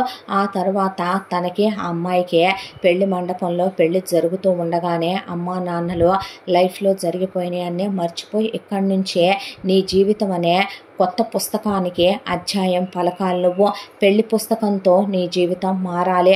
నువ్వు జీవితాన్ని కొత్తగా మొదలుపెట్టు. నిన్ను నమ్ముకొని ఒక ఆడపిల్ల వస్తోంది అని అమ్మా నాన్నలు చెప్తే ఈ 15 రోజులుగా హర్ష వేదను బాగానే గమనించాడు. వేద చాలా సెన్సిటివ్ అమ్మాయి, చాలా స్వీట్గా ఉండే అమ్మాయి. నిజం చెప్పాలంటే హార్ష్ వర్డ్సే మాట్లాడదు. చాలా సున్నితమైన మనసు. ఈ చెత్తంతా చెప్పాడంటే నిజంగానే గుండె పగిలి చచ్చిపోద్దే. అసలు తనకు అబద్ధాలంటేనే, తప్పుడు మాటలంటేనే నచ్చదు. ఇప్పుడు ఇలా ఒక అమ్మాయితో ఇక్కడి దాకా వచ్చి ఇదంతా జరిగిందని తెలిసిందా వాళ్ళు క్షమించను కూడా క్షమించరు. వేద అసలు భరించలేదు. దాంతోనే జరిగిపోయిన తన మరదల ఎపిసోడ్ని ఇప్పుడు తను మర్చిపోవాలి. అసలు ఎవరు చేసుకోమన్నారు ఇదంతా? దాన్ని తన చేసుకోమన్నాడు. ఎంతో ప్రేమించాడు. అంతే తను కూడా ప్రేమించి ఉండుంటే ఒక నగ దగ్గర అమ్మ వాళ్ళు ఏమైనా ఎంగేజ్మెంట్కి నగలు కొనలేదా, పెళ్ళికి నగలు కొనలేదా, బట్టలు కొనలేదా? అవన్నీ కాదనే నువ్వు పోతావనే మాట అమ్మని రెట్టించి మాట్లాడి అమ్మను కొట్టి నాన్నని తిట్టి కాలర్లు పట్టుకొని తన్ను కొట్టి వీధులకెక్కి ఎవరు చేసుకోమన్నారు ఇదంతా? ఇచ్చిన వాల్యూ నిలబెట్టుకోపోవటం తన మరదలు తప్పు. అయినా లైఫ్లో ఎన్నో అనుకుంటాం. ప్రతి బావ మరదళ్ళు పెళ్లి చేసుకుంటున్నారా? చేసుకున్న వాళ్ళంతా లైఫ్ లాంగ్ కలిసే ఉంటున్నారా? ఏం కర్మలో ఇవన్నీ అనుకోనే ఏది ఏమైనా తన లైఫ్లోకి తన భార్య వస్తుంది. ఆ అమ్మాయి చాలా మంచిదే. తనేం తప్పు చేసిందని ఆ అమ్మాయికి శిక్ష విధించడానికి ఆ అమ్మాయికి తన మీద ఎక్స్పెక్టేషన్స్, హోప్స్ ఉంటాయి. ఇవన్నీ మర్చిపోయి తన భార్యతో హ్యాపీగా ఉండాలనే పెళ్లిలో కూడా తను చాలా ఫ్రీగా ఉన్నాడు. నవ్వుతూనే పెళ్లి చేసుకున్నాడు. తాళి కట్టాక భార్యకి ముద్దు పెట్టుకున్నాడు. అంతా అయిపోయింది. ఆ తర్వాత సత్యనారాయణ వ్రతం, ఆ తర్వాత రిసెప్షన్ అయిపోయి కరెక్ట్గా ఫస్ట్ నైట్ రూమ్లోకి వచ్చే ముందు హర్ష ఫోన్కి మెసేజ్లు వస్తున్నాయని ఫస్ట్ నైట్ రూమ్లోకి వెళ్ళాక అమ్మాయిని పంపించడానికి టైం ఉందిలే, భార్య వచ్చాక భార్యతో క్లోజ్ అవుదాం, ఇంటిమేట్ అవుదాం, ఒకవేళ కుదరకపోతే ఆ అమ్మాయిని అడిగే టైం తీసుకుని ఫ్రెండ్లీగా ఉందాం అన్నంత వరకే హర్ష అనుకున్నాడు. అలా ఫోన్ ఆన్ చేసి చూసేసరికి వీడియో మెసేజ్ మేధ దగ్గర నుంచి వచ్చి ఉంది. ఆ వీడియో మెసేజ్ ఓపెన్ చేయగానే, బావా నన్ను మర్చిపోయే నువ్వు ఇంకొక అమ్మాయిని పెళ్లి చేసేసుకుంటున్నావు కదో, కానీ నేను నిన్ను మర్చిపోలేను బావా. మా అమ్మ కూడా నాకు చాలా సంబంధాలు చూసింది బావా, పెళ్లి చేసేయాలని చెప్పి అంటోందే, కానీ నిన్ను మర్చిపోయి నేను ఇంకొకళ్ళని ఎలా చేసుకుంటాను బావా? మనిద్దరి బంధం ఎలాంటిదని చిన్నప్పటి నుంచి జరిగిన విషయాలన్నీ మాట్లాడుతూ నరం కోసేసుకున్నట్టు చేయి కోసేసుకుంది మణికట్టు దగ్గర మేధ. కోసేసుకున్న తర్వాత, బావా ఈ మెసేజ్ నీకు చేరేసరికి నేను ప్రాణాలతో ఉండను, టైమర్ సెట్ చేస్తున్నాను బావా, ఒకవేళ ఈ మెసేజ్ ముందే పంపించాననుకో నువ్వు పెళ్లి చేసుకోవు, మళ్ళీ నా వల్లే నీ పెళ్ళి ఆగిపోయిందని మీ అమ్మా నాన్న నా మీద నిందేస్తారు కదా బావా, కాబట్టే నేను ప్రాణాలు వదిలేస్తున్నాను. నువ్వా నా ప్రాణాలా అంటే నాకు నువ్వే కావాలి, నువ్వు దక్కనప్పుడు ఇంకా ఈ ప్రాణాలు ఎందుకు బావా అని ఏడ్చి కళ్ళు తిరిగిపోతున్నాయి బావా. ఈ జన్మకే నీ దాన్ని కాలేని నీ మరదల్నే, నువ్వు మాత్రం నీ భార్యతో హ్యాపీగా ఉండు, సుఖంగా ఉండు, సంతోషంగా ఉండు, దేనికి నోచుకోకుండానే వెళ్ళిపోతున్నాను కదో. నువ్వు నాకు పెట్టిన తొలి ముద్దు గుర్తుందా? మనం ఆ రోజు ఎలా ఉన్నామో గుర్తుందా? మనిద్దరం కలిసి వెళ్ళి గుర్తున్నాయా అని మెమరీస్ అన్నీ రీకాల్ చేస్తూ కళ్ళు తిరిగి పడిపోయి వీడియో కట్ అయిపోయింది అక్కడితో. అది చూసిన హర్ష గుండె బద్దలైపోయింది. ఎంతైనా ప్రాణానికి ప్రాణంగా ప్రేమించిన మరదలు అలా చావులోకి వెళ్ళిపోవటం చూడలేకపోయాడో, మామూలు మనిషి అవ్వలేకపోయాడో, కట్టలు తెంచుకొని వస్తున్న దుఃఖం, దాంతోనే వేద వచ్చిన విషయం కూడా మర్చిపోయి కళ్ళల్లో నీళ్లు కారిపోతుంటే కళ్ళు తుడుచుకున్నాడో. వేదన అలా చూసి ఒకవైపున వేద జీవితం అన్యాయం చేశాడా, వేదను మోసం చేశాడా, వేద మెళ్ళలో తాళి కట్టి తన మరదల్ని ఇన్నేళ్లు ప్రేమించానని చెప్పి ఆ అమ్మాయికి అన్యాయం చేశాడా, ఆ అమ్మాయి చావుకు కారణమయ్యాడా. భగవంతుడా, ఇప్పుడు వేదకి ఏం చెప్పాలి? అలా అని వేదతో తను ఎలా క్లోజ్ అవ్వగలడు? మరదలు చచ్చిపోతే తన చావు మీద ఇప్పుడు తను అందమైన కాపురాన్ని నిర్మించుకోగలడా? ఏంటి తండ్రి ఈ శిక్ష నాకనే పాల గ్లాస్ పక్కన పడేసి ఆ అమ్మాయితో క్లోజ్ అవ్వలేనని చెప్పి అసలు ఈ విషయం ముందు ఇప్పటికిప్పుడు పరిగెత్తుకుంటూ మరదల దగ్గరికి వెళదామన్నా కింద నాన్న ఉంటాడు, ఊడుకోడు, చుట్టాలు బంధువులు అందరూ ఉన్నారు, అత్తింటి వాళ్ళు కూడా ఉన్నారు. భార్యకి తను ఇవన్నీ చెప్పలేడు, చెప్తే గుండె పగిలి చచ్చిపోద్ది వేద అక్కడికక్కడే. దాంతో బాత్రూంలోకి వెళ్ళి నోట్లో కర్చీఫ్ కుక్కేసుకొని నోటికి చెయ్యి అడ్డు పెట్టుకొని షవర్ వదిలేసుకొని సౌండ్ రాకుండా అలా టాయిలెట్ షీట్ మీద కూర్చొని పేగులు తెగేలా నా వల్లే నువ్వు పోయావు, నా వల్లే నువ్వు పోయావు, నీ చావుకి నేనే కారణం, నేను ఇలా ధైర్యం చేసి నిన్నైనా పెళ్లి చేసుకుని ఉండాలి, పోనీ వేదకు నిజం చెప్పి ఈ పెళ్ళైనా ఆపుండాలి, నేను టైం తీసుకుని ఉండాలి, నేను తప్పు చేశాను, అందరు అబ్బాయిలు అమ్మా నాన్నల మాటలకి లొంగిపోయినట్టే నేను లొంగిపోయానా, తప్పు చేశానా, అటు వేద లైఫ్లో ఇటు నీ లైఫ్లో చీకట్లు నింపానా అనే వెక్కిళ్ళు పెట్టి ఏడ్చి తెల్లవారుతుండగా బయటకు వచ్చాడు. చూస్తే అలా పడుకుని ముగ్ధ మనోహరంగా వేద నిద్రపోతోంది. వచ్చి బట్టలు మార్చుకొని తల తుడుచుకున్నాడు. కళ్ళు ఎర్రగా అయిపోయినాయి, మొహం ఎంత లావును ఉబ్బేసి ఉందే. ఆ తర్వాత నెక్స్ట్ డే నిద్ర లేచారు.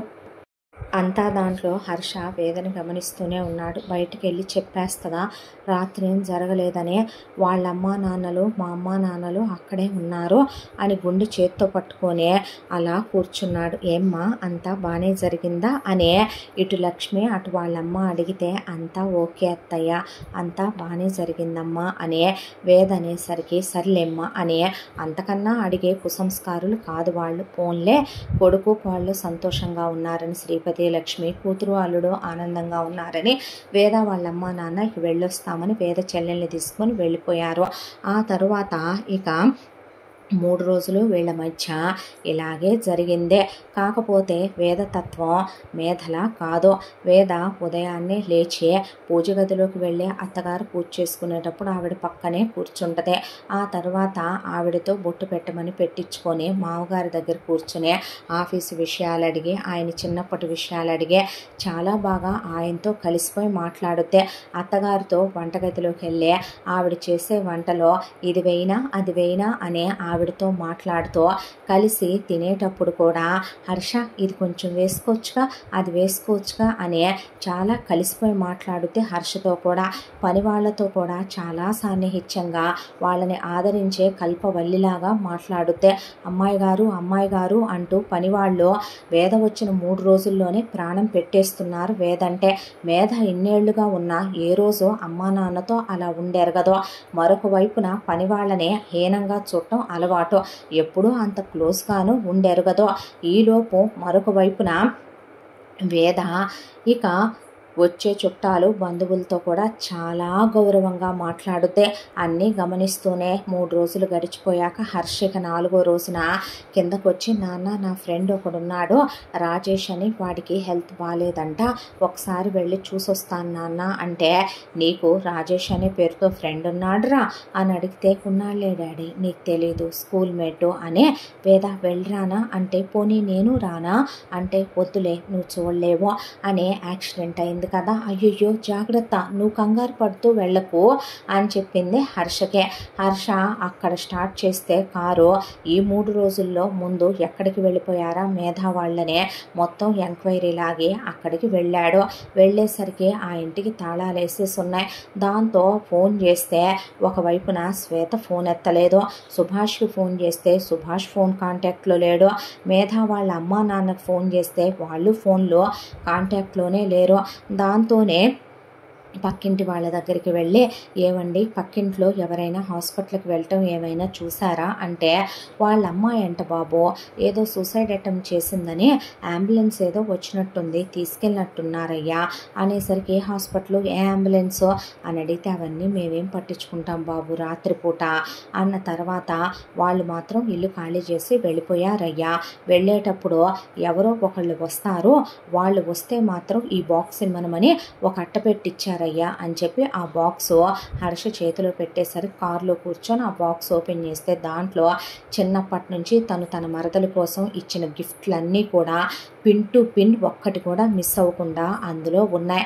ఇక ఆ గిఫ్ట్లన్నీ మొహానికి వేసి కొట్టుకొని తలకాయ కొట్టుకొని అంబులెన్స్లో తీసుకెళ్ళారు. అత్తయ్య మావయ్య వెళ్ళిపోయారంటే తను చనిపోయిందా, తను లేదా, భగవంతుడా తన చావుకి తనే కారణమా అని ఆ గిఫ్ట్లన్నీ తీసుకెళ్ళి ముందు అక్కడే ఒక నది ఉంటే ఆ నదిలో వేసేసాడు. వేసేసిన తర్వాత ఏది ఏమైనా సరే తెలుసుకోవాలని చెప్పి శ్వేత వాళ్ళ అడ్రస్ పట్టుకొని శ్వేత వాళ్ళ ఇంటి దగ్గరికి వెళ్తే, శ్వేత వాళ్ళు అబ్రాడ్ వెళ్ళిపోయారని, వాళ్ళ ఆయనకి అబ్రాడ్ వెళ్ళే అవకాశం వచ్చిందని, వాళ్ళు అసలు ఇండియాలోనే లేరనే విషయం తెలిసిందే. సుభాష్కి ఫోన్ చేస్తే అందుబాటులో లేడనేసరికి అబ్రాడ్లో ఉన్న తన ఫ్రెండ్స్కి ఫోన్ చేసి సుభాష్ చదివే యూనివర్సిటీ డీటెయిల్స్ చెప్పి వెళ్ళి కనుక్కోమంటే, అతను ఆల్రెడీ ఎంఎస్ అయిపోవటం, అతనికి జాబ్ రావటం, ఆ జాబ్ నుండి కూడా అతను వేరే స్టేట్కి షిఫ్ట్ అయిపోవటం కూడా జరిగిపోయిందంటరా అని చెప్పి అతను ఎవరితో కాంటాక్ట్లో లేనట్టున్నాడు, ఫ్రెండ్స్ ఎవరికి కూడా డీటెయిల్స్ తెలియదంట అని చెప్పారు. ఇక హర్షకి ఫ్రెండ్స్, దాంతో హర్ష దిగుల్లో కూరుకుపోయాడు. గుండె బద్దలైపోవటం మొదలైంది. ఒకవైపున మరదల్ని ఎలా మర్చిపోవాలో అర్థం కావటం లేదో, భార్యతో క్లోజ్ అవ్వలేకపోతున్నాడో, భార్య మొహం చూస్తే పేగులు తరుక్కుపోతున్నాయి. తనేం తప్పు చేసిందే, తాళి కట్టింది తను, మరదల విషయం చెప్పింది తను, ఆ అమ్మాయిని ఇంటికి కోడలుగా తెచ్చింది తను, ఇప్పుడు అమ్మా నాన్నలకి ఈ విషయం చెప్పలేడు, భార్యకి తను దూరంగా ఉండలేడు, ఇప్పుడు తన వల్లే తన మరదలు చనిపోయిందా, తను హత్య చేశాడా, తను దుర్మార్గుడా అనే నరకం ప్రతి క్షణం అనుభవించటం క్షోభగా ఉంది. ప్రతిరోజు రాత్రి వేద తన మీద చెయ్యేసుకొని పడుకుంటుంది. చెయ్యి తీసేసి తను పక్కకు జరుగుతున్నాడు. హర్ష ఈ బట్టలు బాగుంటాయి వేసుకో, ఈ పర్ఫ్యూమ్ కొట్టుకో అని తనే ఈరోజు మన మంత్ యానివర్సరీ, మన పెళ్ళై నెల అయిందనే గిఫ్టులు తెస్తుంది, కేకులు తెస్తుంది. ఒకవైపున అత్తామావుల ఇంటికి వెళదాం రమ్మనమని తీసుకెళ్తుంది. అక్కడ తను మాట్లాడకపోయినా వాళ్ళే మాట్లాడుతున్నారు. మరదలు పలకరిస్తే హాయ్ అని తను మెదలకుండా కూర్చున్నా వాళ్ళేం అనుకోవటం లేదు. అబ్బాయి చాలా తక్కువ మాట్లాడతాడనుకుంటా, నాతో చాలా బాగా మాట్లాడతాడమ్మా అనేసి చెప్తోంది. ఒకవైపున వేద అంతా దాంట్లో అత్తగారు మావగారు వాళ్ళు పక్కకి పిలిచి వేదని, అంతా బాగానే ఉందమ్మా, బాగానే ఉంటున్నావుగా అని అడిగితే, అయ్యో నాన్న, అత్తయ్య గారు మావయ్య గారు నన్ను గుండెల్లో పెట్టుకొని కూతుర్లా చూసుకుంటున్నారు, మీ అల్లుడు ఇంట్రోవర్ట్, ఆయన పడగదిలో ఎలా ఉంటారో నాకు తెలుసు, ఆయనే అత్తయ్య గారికి ఫోన్ చేయి, మావయ్య గారికి ఫోన్ చేయి, ఎలా ఉన్నారో అడుగు, మీ చెల్లెలు చదువు ఎలా సాగుతోందో అడుగు అని చాలా అల్లరి పిల్ల అని కూడా అంటారు. మరి నాతో మాట్లాడరేంటక్క బావా అంటే, ఆయన తత్వమే అంతా, నాతో ఆయన క్లోజ్గా ఉంటారమ్మా, నన్ను చాలా ప్రేమగా చూసుకుంటారు, ఇదిగో ఈ వాచ్ మీ అల్లుడు తెచ్చిచ్చిందే, ఈ నెక్లెస్ మీ అల్లుడు తెచ్చిచ్చిందే అనే తనవన్నీ కూడా హర్షే కొన్నాడని చెప్పటం విన్నాడు. ఒక ఆడపిల్లని ఎందుకింత నరకానికి గురి చేస్తున్నాడు తను. ఒకవైపున ఇంట్లో ఒక ఆ అమ్మాయి దేవుడి దగ్గర కూర్చుని ఒకరోజు అలా ధారలుగా కళ్ళల్లోంచి నీళ్లు కారిపోతున్నాయి. భర్త తన్నెందుకు దూరం పెడుతున్నాడు, ఎందుకు తనతో మాట్లాడటం లేదో, ఎందుకు తనకి క్లోజ్ అవ్వటం లేదో, తన తప్పేమైనా ఉందా, తనేమైనా మార్చుకోవాలా అని బాధపడుతుంటే, ఏమైందమ్మా అని అడిగింది లక్ష్మి. ఏమీ లేదత్తయ్య, ఎందుకా కన్నీళ్ళు, మీ ఇద్దరు బాగానే ఉన్నారుగా అని అడిగితే, అదేం లేదత్తయ్య, నానమ్మ గుర్తొస్తోంది, నానమ్మతో చాలా క్లోజ్గా ఉండేదాన్ని, చూడమ్మా ఆడపిల్లగా నీకేదైనా బాధ ఉంటే అమ్మను అనుకొని నాకు చెప్పమ్మా, ఎలాంటి సమస్య అయినా మీ మామగారికి చెప్పి నేను పరిష్కరిస్తాను, అది హర్ష విషయమే అయినా సరే, అలా కాదు నిజంగా మీ నాన్నమ్మ గారి విషయమే అంటే, పోయిన వాళ్ళు ఎక్కడికి పోరు తల్లే, మళ్ళీ తిరిగి ఏదో ఒక రూపంలో ఆవిడ నీ దగ్గరికే వస్తారు, బాధపడకమ్మా అని తల మీద చెయ్యేసి దగ్గరికి తీసుకుందే లక్ష్మి. శ్రీపతి గారు కోడలతో ఆయన కూతురులా ఉంటాడు. నిజం చెప్పాలంటే వేద ఇంటికి కోడలుగా వచ్చిన తర్వాత వాళ్ళు చాలా సంతోషంగా ఉంటున్నారు. ఇంత ఆనందాలు ఇంత సంతోషాలు ఇప్పుడు తను చెడగొట్టలేడు. భార్యతో తను క్లోజ్గా ఉండలేకపోతున్నాడు. భార్య ఒక రోజున తనని గిఫ్ట్ తీసుకొచ్చి చేతికి పెట్టి వెనక నుంచి గట్టిగా కౌగిలించుకుందే. దాంతో హర్ష ఫీలింగ్స్ వస్తున్నాయి తనకి. పాడి చాలా అందంగా ఉంటుంది, ఆమెను ఏమని దూరం పెట్టగలుగుతాడో బొగ్గ మీద ముద్దు పెట్టింది.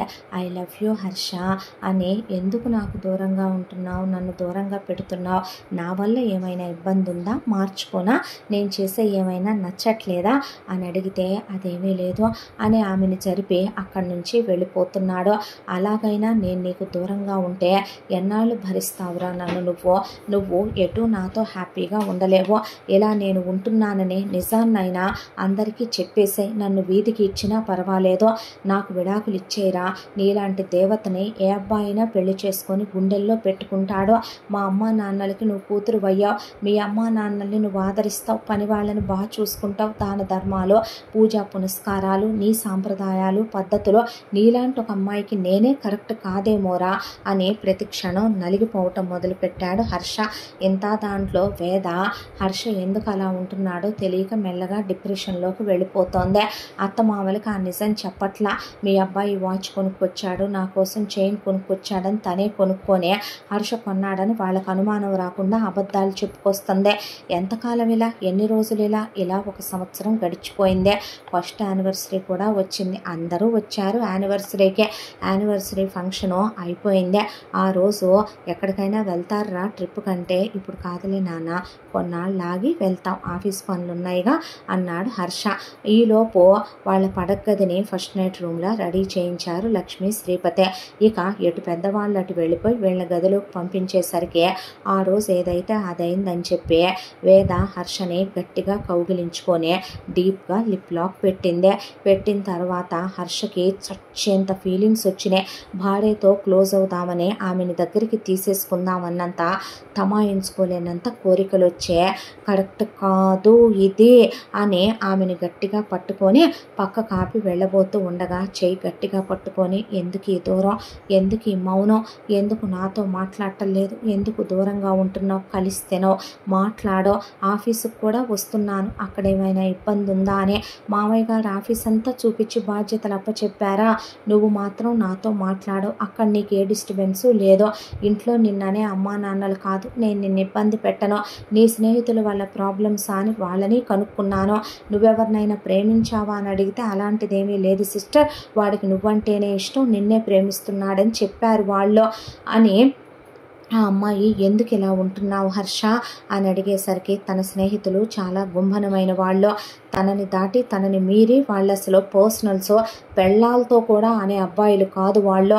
వాళ్ళకి ఎలా కృతజ్ఞత చెప్పాలో అర్థం కాలేదు. కానీ హర్షే వేద వైపు తిరిగి, దూరం పెడుతున్నానని తెలుసు, ముట్టుకోవట్లేదని తెలుసు, నేను నీతో కలిసి తినట్లేదని తెలుసు, బయటికి రావట్లేదని తెలుసు, నవ్వట్లేదని తెలుసు, మాట్లాడట్లేదని తెలుసు, ఇన్ని తెలిసినప్పుడు నేను అలా ఎందుకు ఉంటున్నానో, నువ్వు ఉండటం బహుశా నాకు ఇక్కడ ఇష్టం లేదేమో, ఇబ్బంది కలిగిస్తోందేమో, నువ్వు నా లైఫ్లో నుంచి వెళ్ళిపోవాలని కోరుకుంటున్నానేమో అని తెలియట్లేదా, వెళ్ళిపోవచ్చుగా, ఇలా ఉంటున్నానని అందరికీ చెప్పొచ్చుగా, డివోర్స్ తీసుకోవచ్చుగా, నీకు ఇంకో లైఫ్ ఉందిగా, నువ్వు ఇంకొకళ్ళని పెళ్లి చేసుకోవచ్చుగా, హ్యాపీగా నువ్వు పిల్లా పాపలతో చల్లగా ఉండొచ్చుగా, ఎందుకు ఇక్కడే ఉండి నువ్వు ఈ క్షోభ అనుభవించి నన్ను బాధ పెట్టావు, నువ్వు బాధపడ్డావు అనేసేసరికి ఒక్క క్షణం పాటు దిగ్భ్రాంతికి గురై మాట పలుకు లేకుండా అలా ఉండిపోయింది వేద. వెక్కిళ్ళు పెట్టి ఏడుస్తూ ఉండగా హర్ష అక్కడ ఉండలేక బయటకు వచ్చేశాడు. ఆ తర్వాత వేద హర్ష మధ్య ఒక మౌనం. ఆ మౌనంలో రోజులు గడిచిపోతున్నాయి. వేద ఏమీ మాట్లాడటం లేదు. ఇలా ఒక 20 రోజులు టైం గడిచిపోయిందే.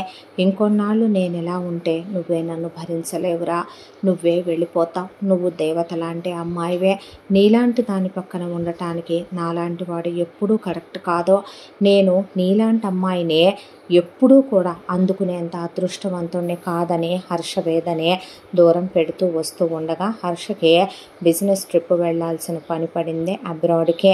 అమ్మాయిని కూడా తీసుకుని వెళ్ళరా అన్నాడు శ్రీపతి. లేదు నాన్న, ఈసారికి నేనే వెళ్ళొచ్చేస్తాను, తనకి హెల్త్ బాగాలేదులే అంటే. ఏ అంది లక్ష్మి. అబ్బా అదేం లేదమ్మా, చిన్న లేడీస్ ప్రాబ్లం ఏదో. అవునా అని వాళ్ళు పీరియడ్స్ అనుకున్నారో.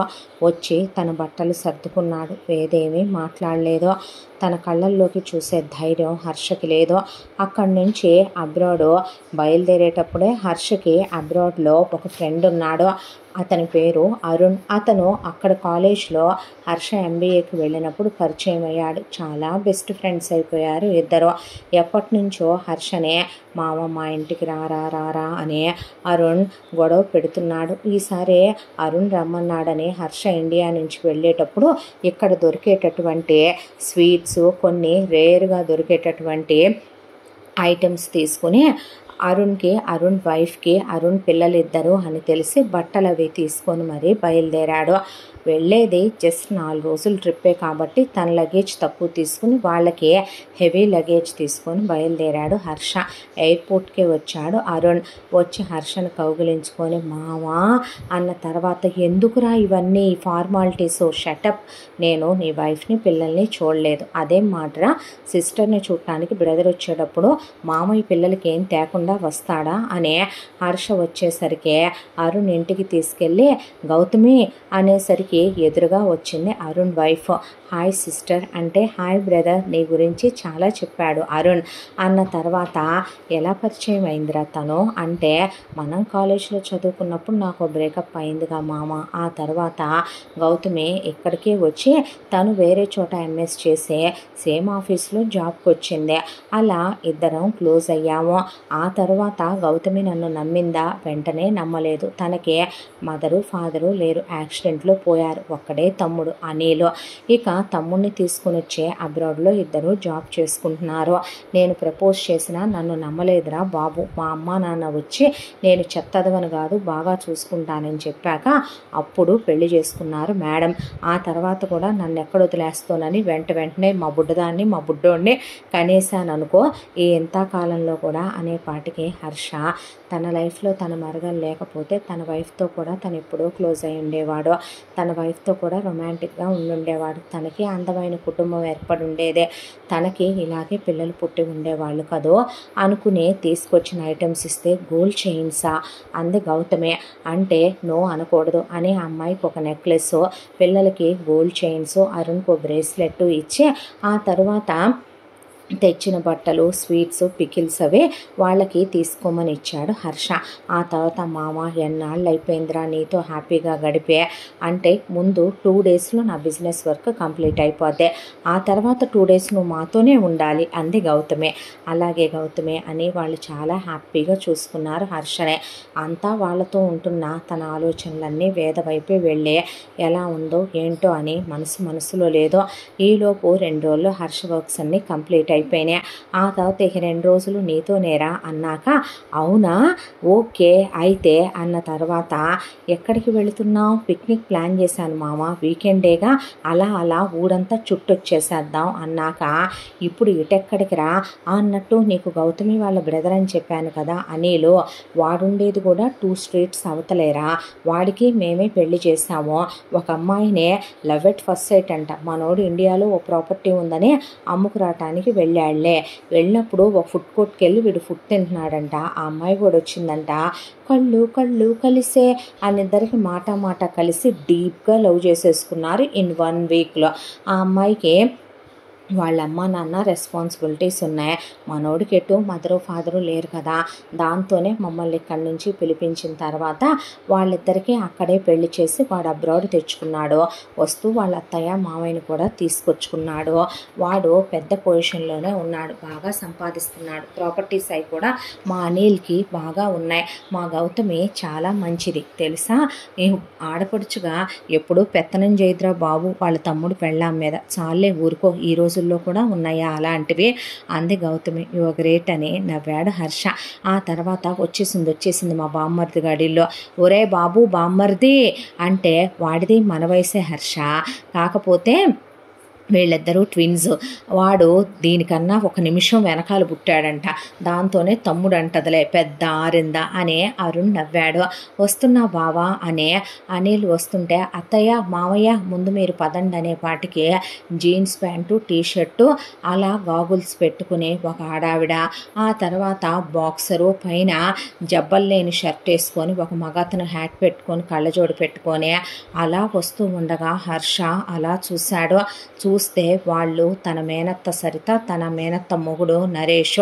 ఆ తరువాత రారా అనేసరికి వస్తున్నా బావా, మేధ త్వరగా రారా అనేసరికి వస్తున్నా అనిల్, చూసావా బెల్ట్ పట్టట్లేదు నా చెప్పుకు అనేసరికి అనిల్ మీద కాలు అలా తన మోకాల మీద పెట్టుకొని బెల్ట్ పెడుతుంటే తొక్కేస్తారు చూసావరా మామ ఆడోళ్ళు అంటూ ఉండగా, చాలి ఊరుకో, నువ్వు నాకు పెట్టవా, నా తమ్ముడు వాడి పెళ్ళానికి పెట్టకూడదా నువ్వు నీ మాటలో అనేసింది గౌతమి. అన్న తర్వాత హర్ష అలా చూస్తూ ఉండగా ఒక్కసారి తల తిప్పే మేధ, సరిత, నరేష్ హర్ష వైపు చూసే అలా నిలబడిపోతే, ఒక్క క్షణం హర్ష ఇది చనిపోయిందిగా, ఇది చనిపోయిన తర్వాత ఇక్కడికి ఎలా వచ్చి బ్రతికింది అనే దాంతో కారులో నుంచి కిందకి దిగే ఆ పాదమస్తకం చూసేపాటికే తొడల దాకా వేసుకున్న డ్రెస్సు, ట్యూబ్ టాపు, అసలు ఒక అట్టహాసం, ఒక లెవెలు, మొగుడితో లవ్ నటించటం, మొగుడిని హక్ చేసుకుంటూ రావటం అన్నీ చూస్తూనే ఉన్న హర్ష తను ఎంతకాలంగా వేదతో ఎలా ఉన్నాడు, వేదను ఎలా దూరం పెట్టాడు, ఎన్ని కన్నీళ్లు కార్చింది, ఒక మనిషి గుండెల్లో ఎంత దుఃఖాన్ని రగిల్చాడు అనేది గుర్తొచ్చి తన మీద తనకే అసహ్యం వేసి వెళ్ళే మీద చెంపలు వాయించేపాటికి, hello excuse me, who are you, she my wife, what are you doing అని అడిగాడు అనిల్. అడిగేపాటికి ప్లీజ్ షటప్ అన్నాడు హర్ష. అనేసరికి అనిల్ అలా నిలబడిపోతే, ఏమైంది మామా అని అడిగాడు అరుణ్. అడిగేసరికి హర్ష, ఇది ఎక్కడ దొరికిందిరా మీకు, ఇది ఎలాంటిదో తెలుసా, చిన్నప్పటి నుంచి ఇది నా మేనత్త, వీడు దాని మొగుడు, వీళ్ళ బ్రతికేంటో తెలుసా మీకు, ఇలా జరిగిందని, ఇలా మా ఇంటికి వచ్చి తెష్టేశారని, ఇది నాతో డీప్ లవ్లో ఉన్నానని చెప్పేదని, ఆ తర్వాత పెళ్లి దాకా వచ్చామని, ఇది పెళ్లిలో ఒక నగ దగ్గర నాన్న రచ్చ చేసి పెళ్లిని బ్రేక్ చేసేసుకుందని, ఆ తర్వాత ఇది నా లైఫ్లో నుంచి వెళ్ళిపోయిందని, మళ్ళీ తిరిగి వచ్చినా మా డాడీ యాక్సెప్ట్ చేయలేదు, ఇలాంటి వాళ్ళు కరెక్ట్ కాదు అని సొంత చెల్లెలు కూతురైనా దీనమ్మ సొంత చెల్లెలైనా మా నాన్నే ముందు కనుక్కున్నాడురా. వీళ్ళు ఎందుకు వస్తారో తెలుసా ఒకళ్ళ లైఫ్లో లైఫ్లు లేకుండా చేయడానికే. ఇది నాతో ఒక బెడ్ షేర్ చేసుకోవటం తప్ప అన్నీ చేసి, ఇది చివరికి పంపించిన వీడియో ఏంటో తెలుసా, చూడండి వాళ్ళందరికీ చూపించే, అంతకుముందున్న ఫోటోలు వీడియోలు అన్నీ చూపించే, నువ్వు చచ్చావు కదే, మరి ఎలా బ్రతికొచ్చావే, ఎలా పెళ్లి చేసుకున్నావే, నా లైఫ్లో లైఫ్ లేకుండా ఎందుకు చేశావే, ఎందుకు ఈ డ్రామా ప్లే చేశావే అని కొట్టాడు హర్ష. దానికి అవునరా, ఏంట్రా ఇక్కడి దాకా వచ్చింది కాబట్టి ఓపెన్ అయిపోయే మాట్లాడుకుందాం కాసేపు. అవును, చిన్నప్పటి నుంచే మా దగ్గర డబ్బులు లేవు, మా నాన్న మొత్తం ఆరిపోయాడు, నిన్ను ప్రేమించిందే డబ్బుల కోసం, నిన్ను పెళ్లి చేసుకోవాలనుకుందే డబ్బుల కోసం, నీ అమ్మ ప్లేస్ నాకు కావాలని నీ బాబు ప్లేస్లో నిన్ను పెట్టి మా నాన్న, మా తమ్ముడు, నేను, మా అమ్మ చక్రం తిప్పుదాం అనుకున్నాము. మొత్తం ఒక్కసారిగా తలకిందులైపోయింది. నీ అమ్మ ఒకే ఒక్క నగ దగ్గర చేసిన ఓవర్ యాక్టింగ్ వల్ల, నీ బాబు నీ అమ్మ మీద ఉన్న మోజుతో వాడు చేసిన పని వల్ల. ఇప్పటికీ అంటానురా, నీ అమ్మ పోదా, నీ అమ్మ పాతేసుకొని ఉంటుందా, నీ బాబు నీ అమ్మ పోయిన తర్వాత పెళ్ళాన్ని చచ్చిన వెదవవడా వాడు, నీ బాబు చావడా, ఇప్పటికీ అదే అంటున్నాను. అవునరా, నేనే చేశాను, నిజమే, నాకు నీ పెళ్లి జరుగుతోందని తెలుసు, నీ ఎంగేజ్మెంట్లు అయినాయి అని తెలుసు, నువ్వు సుఖపడకూడదు, నేను అనుభవించాల్సిన జీవితం మరే ఆడదే అనుభవించకూడదు, నీతో పక్క పంచుకుంటే అది నేనే అవ్వాలి, నువ్వు ఒంటి మీద చెయ్యేస్తే అది నా ఒంటి మీదే అవ్వాలి, ఆ అష్టైశ్వర్యాలు నేనే అనుభవించాలి, నువ్వు కుక్కల్లే నా కాళ్ళ చుట్టూ పడి తిరిగి నీ ప్రేమ నాకే ఇవ్వాలి. ఎన్నిసార్లు నీతో క్లోజ్ అవుదాం అనుకున్నానో, పెళ్ళికి ఎంగేజ్మెంట్ అయిపోయిన తర్వాత ఉన్న గ్యాప్లో క్లోజ్ అవుదామన్నా నువ్వు నా ఒంటి మీద చెయ్యలేదురా. అంత నీకు నీ బాబు నీ అమ్మ అంటే రెస్పెక్ట్. అయినా సరే నేను నీ బతుకుని పతనం చేయాలనుకున్నాను. ఆలోచించా మా అమ్మ మా నాన్నతో ప్లాన్ గీసుకున్నా. ముందే మా తమ్ముడిని అక్కడి నుంచి వేరే స్టేట్కి వెళ్ళిపోమన్నా, మా చెల్లెల్ని దాని మొగుడిని తీసుకొని వెళ్ళిపోమన్నా ప్లాన్ అమలు పరిచాను.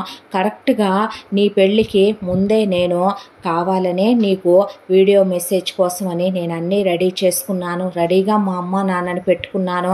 ఒరే, నేనేమి నరం తెగేలా కోసుకోలేదురా, జస్ట్ అలా కోసుకున్నానంతే. వచ్చిందే ఓ 4 బొట్లు బ్లడ్, మిగతాదంతా నేను పోసిన కలరేరా.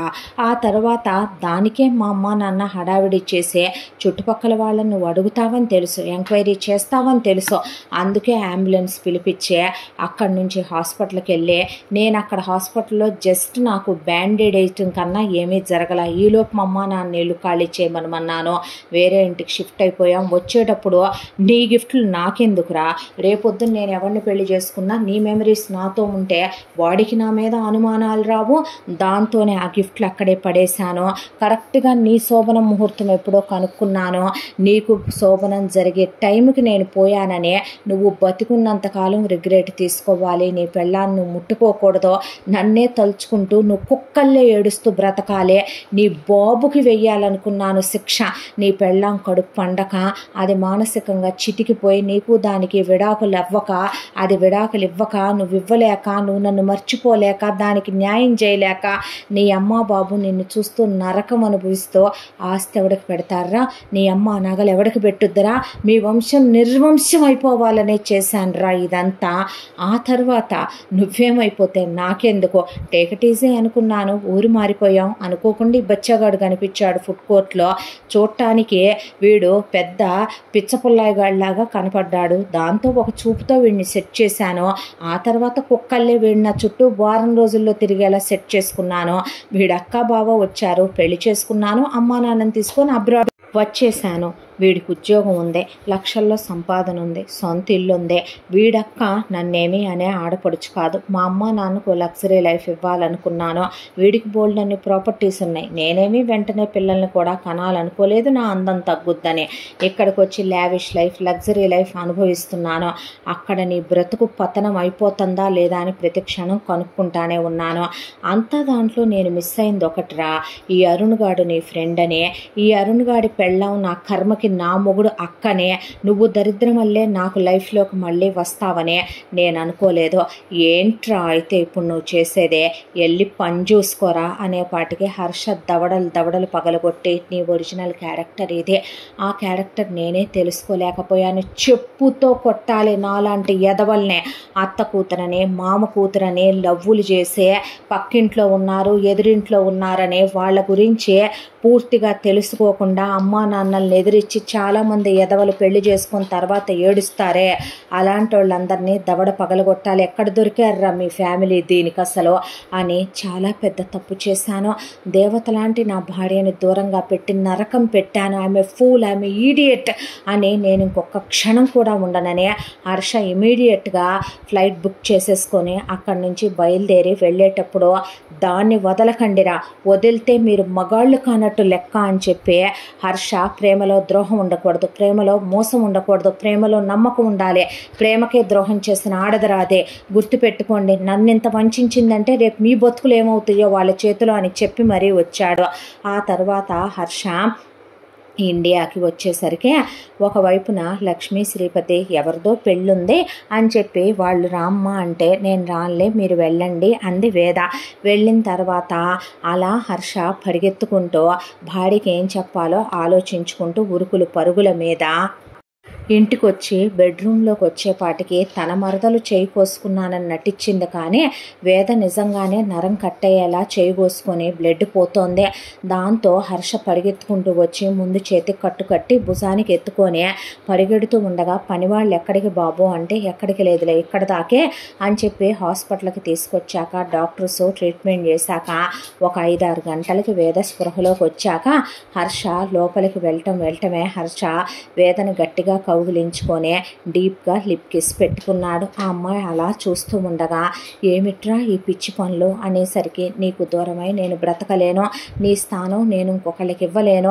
ఎప్పుడైతే నిన్ను చూశానో నీతో మాట్లాడానో నువ్వు నాకు నచ్చావు హర్ష. నీలాంటి అబ్బాయి నీ అమ్మాయి దూరం చేసుకుంటదే. నువ్వు నా మెళ్ళలో తాళి కట్టావు, దేవుడి సాక్షిగా అందరి సాక్షిగా. తాళి తెంచేసుకొని ఇంకొకరిని ఎలా చేసుకొని వెళ్ళిపోవాలో అర్థం కాలేదు. నువ్వెందుకు దూరం పెడుతున్నావో అర్థం కాలేదు. నన్ను నన్ను ఎందుకు బ్రతికిచ్చావు హర్ష, నువ్వు లేని లైఫ్ నాకు వద్దు అనే పాటకి అమ్మాయిని కౌగిలించుకొని ఇప్పుడు ఆ అమ్మాయికి తన నిజం చెప్పలేడు. కాండ్రించి ఉమ్ముద్ది తన ముఖం మీద. తన విలువను తగ్గించుకోలేడు, తన గౌరవాన్ని తగ్గించుకోలేడు.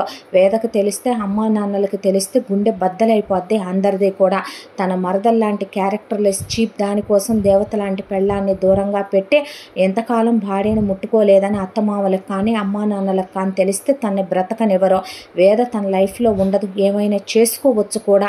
ఒక ఆడదాన్ని ప్రేమించాననే విషయం దాయటమే తప్పు, ఆమెను మనసులో పెట్టుకుంటూ తనను దూరం పెట్టడం ఇంకో తప్పు, ఎన్నాళ్ళు నరకం పెట్టడం మరో తప్పు. దాంతో ఆ అమ్మాయికి నిజం చెప్పే ధైర్యం లేక, నీకు నేను చెప్పే లాస్ట్ అబద్ధం ఇదే కావాలి మన ఇద్దరి మధ్య అని. అది కాదు వేద, మన పెళ్లి చూపులు అయిన తర్వాత అనుకోకుండా నాకు ఒక యాక్సిడెంట్ అయ్యింది. హాస్పిటల్కి వెళ్ళాను, చిన్న సర్జరీ చేశారు నడుం దగ్గర. ఆ తర్వాత డాక్టర్స్ కొన్ని టెస్టులు చేయాలి అన్నారు. సరేనని చెప్పి శాంపిల్స్ ఇచ్చి వచ్చాను. కరెక్ట్గా మన పెళ్ళి అయిపోయే మన ఫస్ట్ నైట్ కాసేపు ఉందనగా రిపోర్ట్స్ వచ్చాయి నాకు ఫోన్లో. నాకు శాశ్వతంగా పిల్లలు పుట్టొచ్చు, పుట్టకపోవచ్చు, 90% పుట్టే ఛాన్సులు లేవు అన్నారా. దాంతోనే నేను నిన్ను ముట్టుకుంటే పిల్లలు పుట్టకపోతే అమ్మా అనే పిలుపుకి నిన్ను దూరం చేయాల్సి వస్తుందని, నిన్ను ముట్టుకోకుండా నీకు దూరంగా ఉంటేనైనా నువ్వు నా లైఫ్లో నుంచి వెళ్ళిపోతావేమోనని అలా దూరంగా ఉన్నాను బంగారం, నువ్వంటే నాకు చాలా ఇష్టం రా అనేపాటికి అమ్మాయి గట్టిగా కౌగిలించుకొని హర్షను ముద్దులు పెట్టుకొని, పిచ్చోడా మన ఇద్దరం కలిసి ఉండటానికి పిల్లలా కారణం అనుకున్నావు, నాకు పిల్లలే వద్దు హర్ష, నువ్వు ఉంటే చాలు, అత్తయ్య మామయ్య నా కూతురు కొడుకు అనుకుంటాను, నువ్వే నా బిడ్డవు అనుకుంటాను.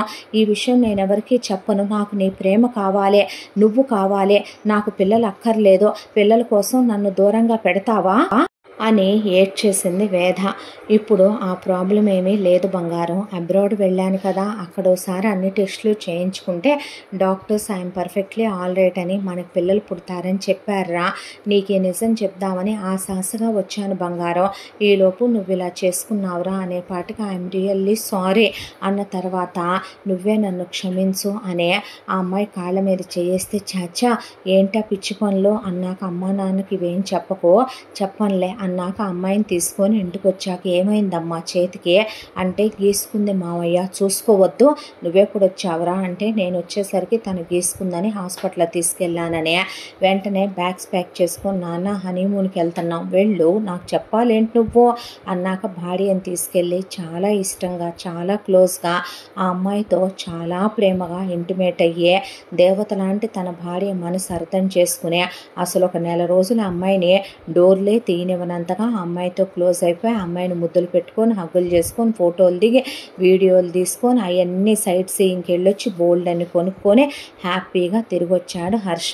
ఆ తర్వాత తన భార్యతో తను హ్యాపీగా అమ్మాయిని కూడా ఆఫీస్కి తీసుకెళ్తూ కొన్నాళ్ళు పిల్లలొద్దు బంగారం అంటే నీ ఇష్టం అన్న తర్వాత అత్త మావలతో ఎంతో సన్నిహితంగా ఉంటూ మరదలకి పెళ్ళైపోయి ఆ తర్వాత లక్ష్మీ శ్రీపతి కొడుకు జీవితం బాగుపడే ఆనందంగా ఉంటున్నాడని వాళ్ళు సంతోషపడే ప్రశాంతంగా ముందు హర్ష జీవితం కుదుటపడిందే.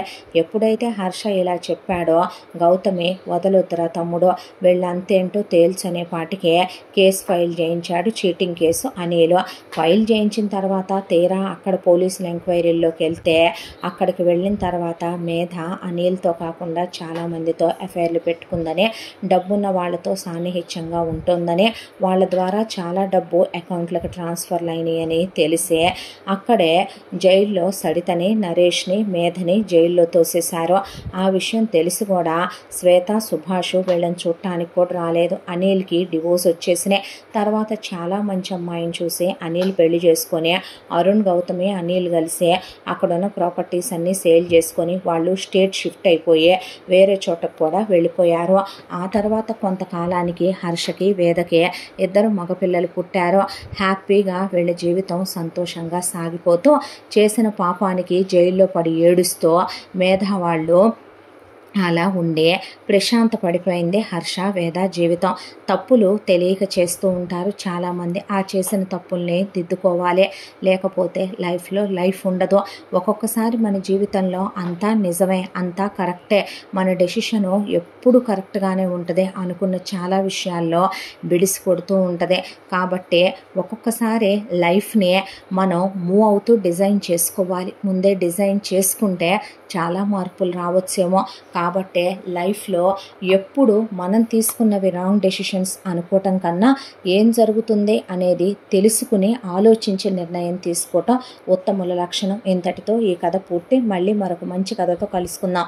తప్పకుండా మన ఛానల్ని లైక్ చేయండి, షేర్ చేయండి, సబ్స్క్రైబ్ చేయండి, బెల్ ఐకాన్ క్లిక్ చేసి ఆల్ అనే బటన్ని ప్రెస్ చేయడం మర్చిపోకండి. ఇంత మంచి కథను మనకు అందించిన కథా రచయిత్రి జి. యామిని శ్రీనివాస్ గారు. మరో మంచి కథతో కలుసుకుందాం. Thank you so much.